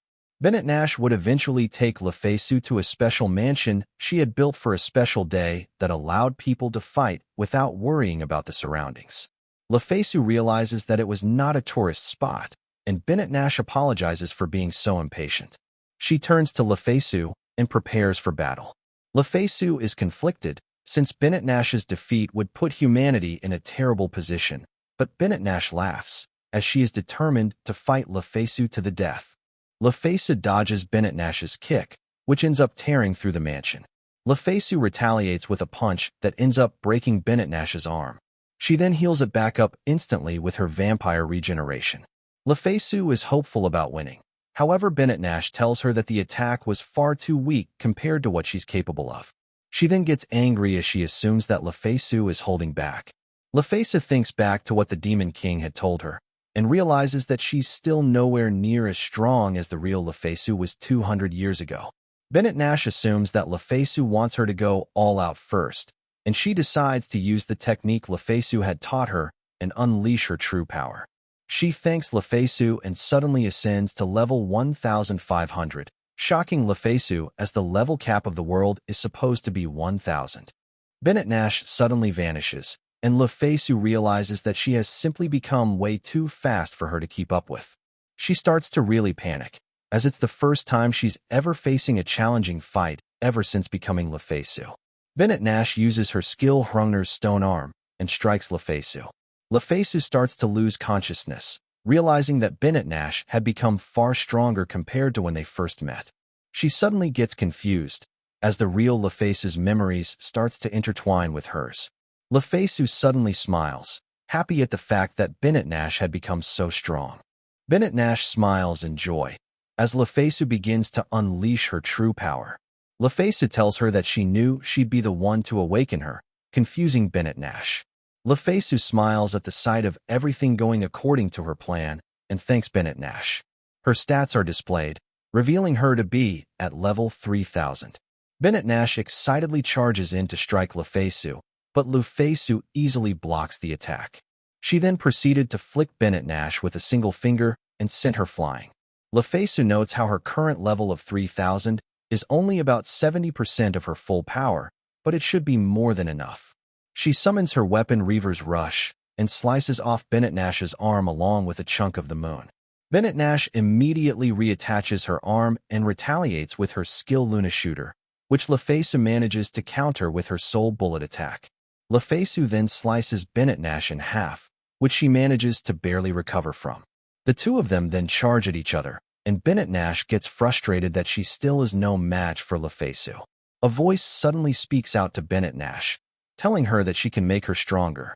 Bennett Nash finally realizes that this was how the 7 heroes were able to defeat Lufasu, and she tells the voice to get lost. Bennett Nash tells the voice that no one asked for her help, and that she wants to win using her own power. She repels the goddess Alovinus, and tells her to get lost. Bennett Nash regains consciousness, and apologizes to Lufasu for making her wait. Lufasu is impressed at Bennett Nash's level of strength, and Bennett Nash smiles at the compliment. The two of them are prepared to go all out, as Bennett Nash prepares to unleash her strongest attack. Bennett Nash unleashes her skill, Maiden's Silver Arrow, which summons a giant arrow from the sky, determined to wipe out all of Midgard. Bennett Nash is confident in taking down Lufasu, since she won't be able to dodge the attack without Midgard being wiped out. However, she suddenly gets shocked upon seeing how Lufasu had managed to catch the attack with a single arm. She hurled the attack back into the sky, and it ended up demolishing a nearby planet. Lufasu then uses her transmutation skill to create a world-shattering beast that fires a beam at Bennett Nash. The attack greatly injured Bennett Nash, and she comes to realize that the result of the fight will be exactly like the past. The two of them prepare for one final strike, and they both charge full force at each other. The outcome ended with Bennett Nash being pierced by Lufasu's sword. Bennett Nash reminisces to the past, when she had traveled with the 7 heroes, missing those days. Lufasu hugs onto Bennett Nash, and Bennett Nash asks her if she'll really be able to change the world. Lufasu reassures Bennett Nash, saying that one of her girl subordinates is doing a great job. Way to keep everyone is suspense, huh? Lufasu tells Bennett Nash that when she was just a young girl, the vampire princess had already been known as humanity's strongest. Lufasu had always wanted to be like her, and she was actually the one who declared their rivalry first. Bennett Nash smiles and passes away in Lufasu's arms. The rest of the vampires rush in the room, and Lufasu informs them all of what had happened. The other vampires cradle onto Bennett Nash's body as Lufasu leaves the scene. Lufasu leaves the country, and she suddenly regains consciousness. She realized that the real Lufasu took over her body, and she starts to get really confused on whether she's absorbing in the real Lufasu, or if the real Lufasu was absorbing her. Meanwhile, in an unknown area, Dino watched over everything that transpired, as she starts to script out everything that would happen. Anyways, we cut over to turfing, where the 12 heavenly stars have all been taken out. Scorpius informs their attacker that she had poisoned them. Their attacker turned out to be the level 1000 Lion King Leon, who is confident that he'll be able to kill everyone before the poison kicks in. Ares attacks Leon, but Leon ignores him and goes after Libra. Libra unleashes her Brachium attack, but Leon manages to tank the attack. Libra then enters her Astrea formation with all her blasters, catching Leon off guard. Leon turns to Sagittarius, who then proceeds to use his skill Alnisil to hit Libra with an arrow. Leon suddenly appears in front of Libra, and she deduces that he grabbed onto Sagittarius's arrow and moved with it. Leon slams Libra to the ground, but Karkinos suddenly jumps in front of Libra to tank the final punch.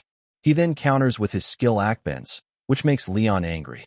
Sagittarius warns Leon to not attack, but Leon ignores his warning and charges in anyways. Leon unleashes a fury of attacks at Karkinos, which he manages to all counter at Leon.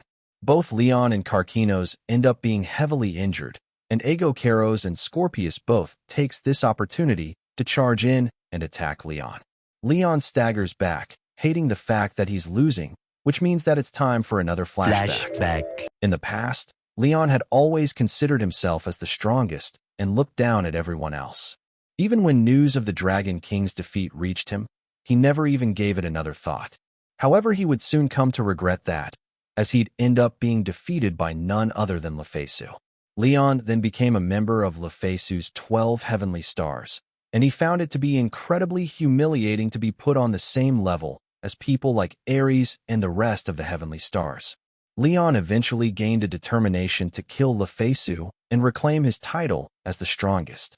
However, once Lufasu was defeated by the 7 heroes, Leon would lose his purpose and discard his title as one of the 12 heavenly stars.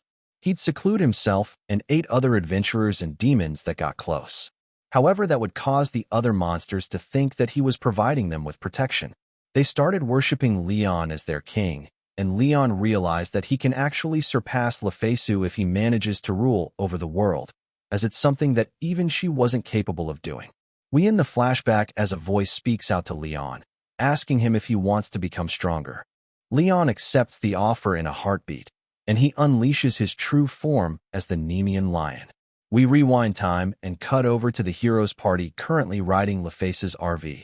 Sei is very confused as to what an RV is doing in this world. He had asked Lufasu about it, and all she told him was that she has some information about the world Sei came from.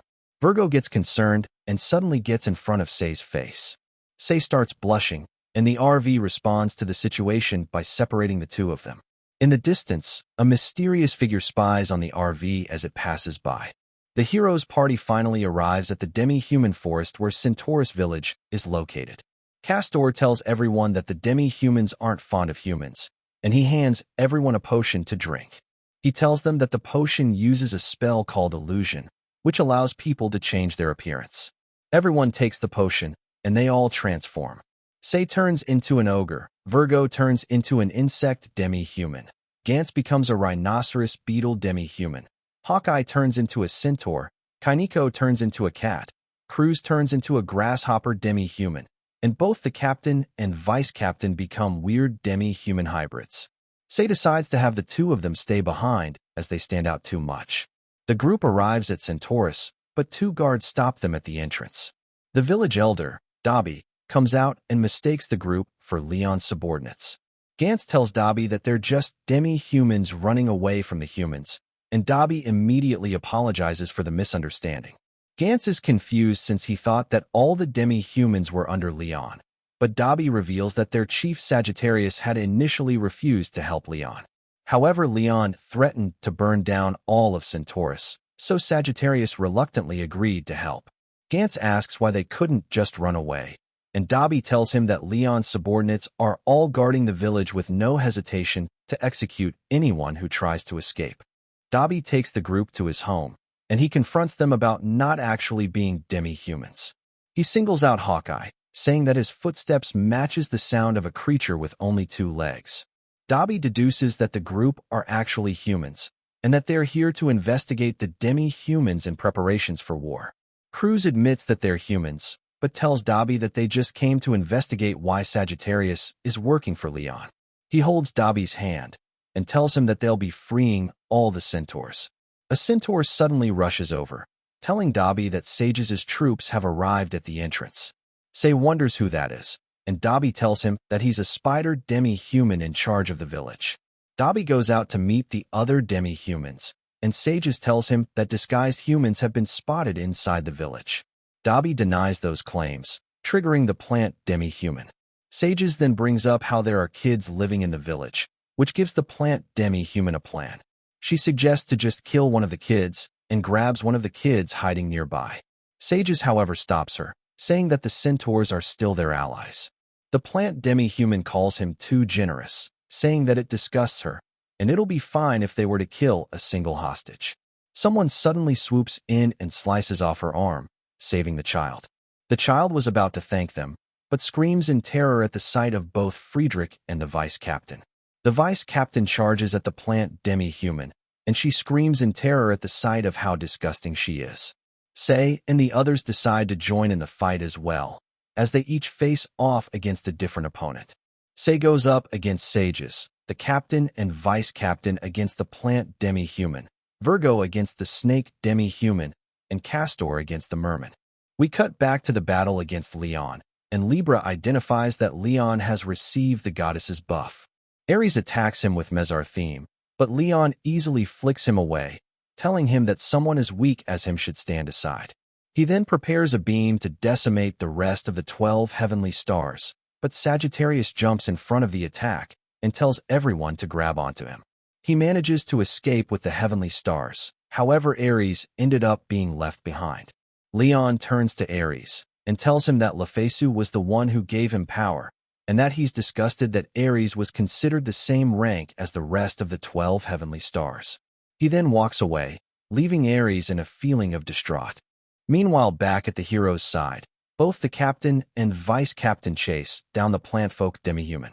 She then screams in terror upon seeing Cruz in his grasshopper form. Meanwhile, Castor faces off against the merman and his army. The merman is jealous of Castor's handsome face and orders one of his subordinates to kill him. The girl charges at Castor, but he easily blocks the attack and ends up charming the girl to surrender. Castor tells the merman that he should be treating women with kindness, and the merman gets triggered. He and his entire army attacks Castor, but they're all easily defeated by Castor's Gemini meteor fist.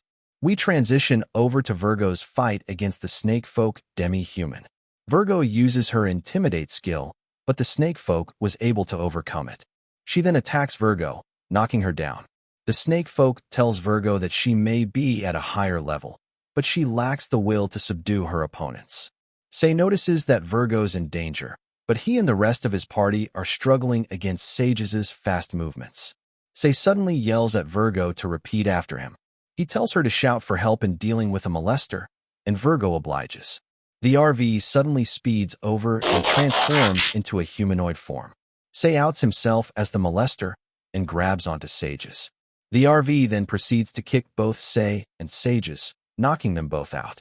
Castor then proceeded to defeat and subdue the rest of the demi-humans, freeing all of the centaurs. Sagittarius and the other heavenly stars suddenly arrive at the village, and Castor asks them what happened. Meanwhile, Ares is still sulking at what had happened. He realized that the other 12 heavenly stars all started out strong, but he, on the other hand, had his power given to him by Lufasu. Dina suddenly appears in front of Ares, and she tells him that Leon went after the other heavenly stars. Ares tells her that he can't do anything to Leon, but Dina refutes his claim, saying that Leon fears Ares the most since his fire will be stronger against more powerful opponents. Ares brings up the goddess's buff that Leon had received, but Dina reassures him since the goddess despises people like Leon. She smiles, saying that Leon is way too conceited and that he's not needed for the goddess. Ares looks over at Dina's evil smile and asks her who she really is.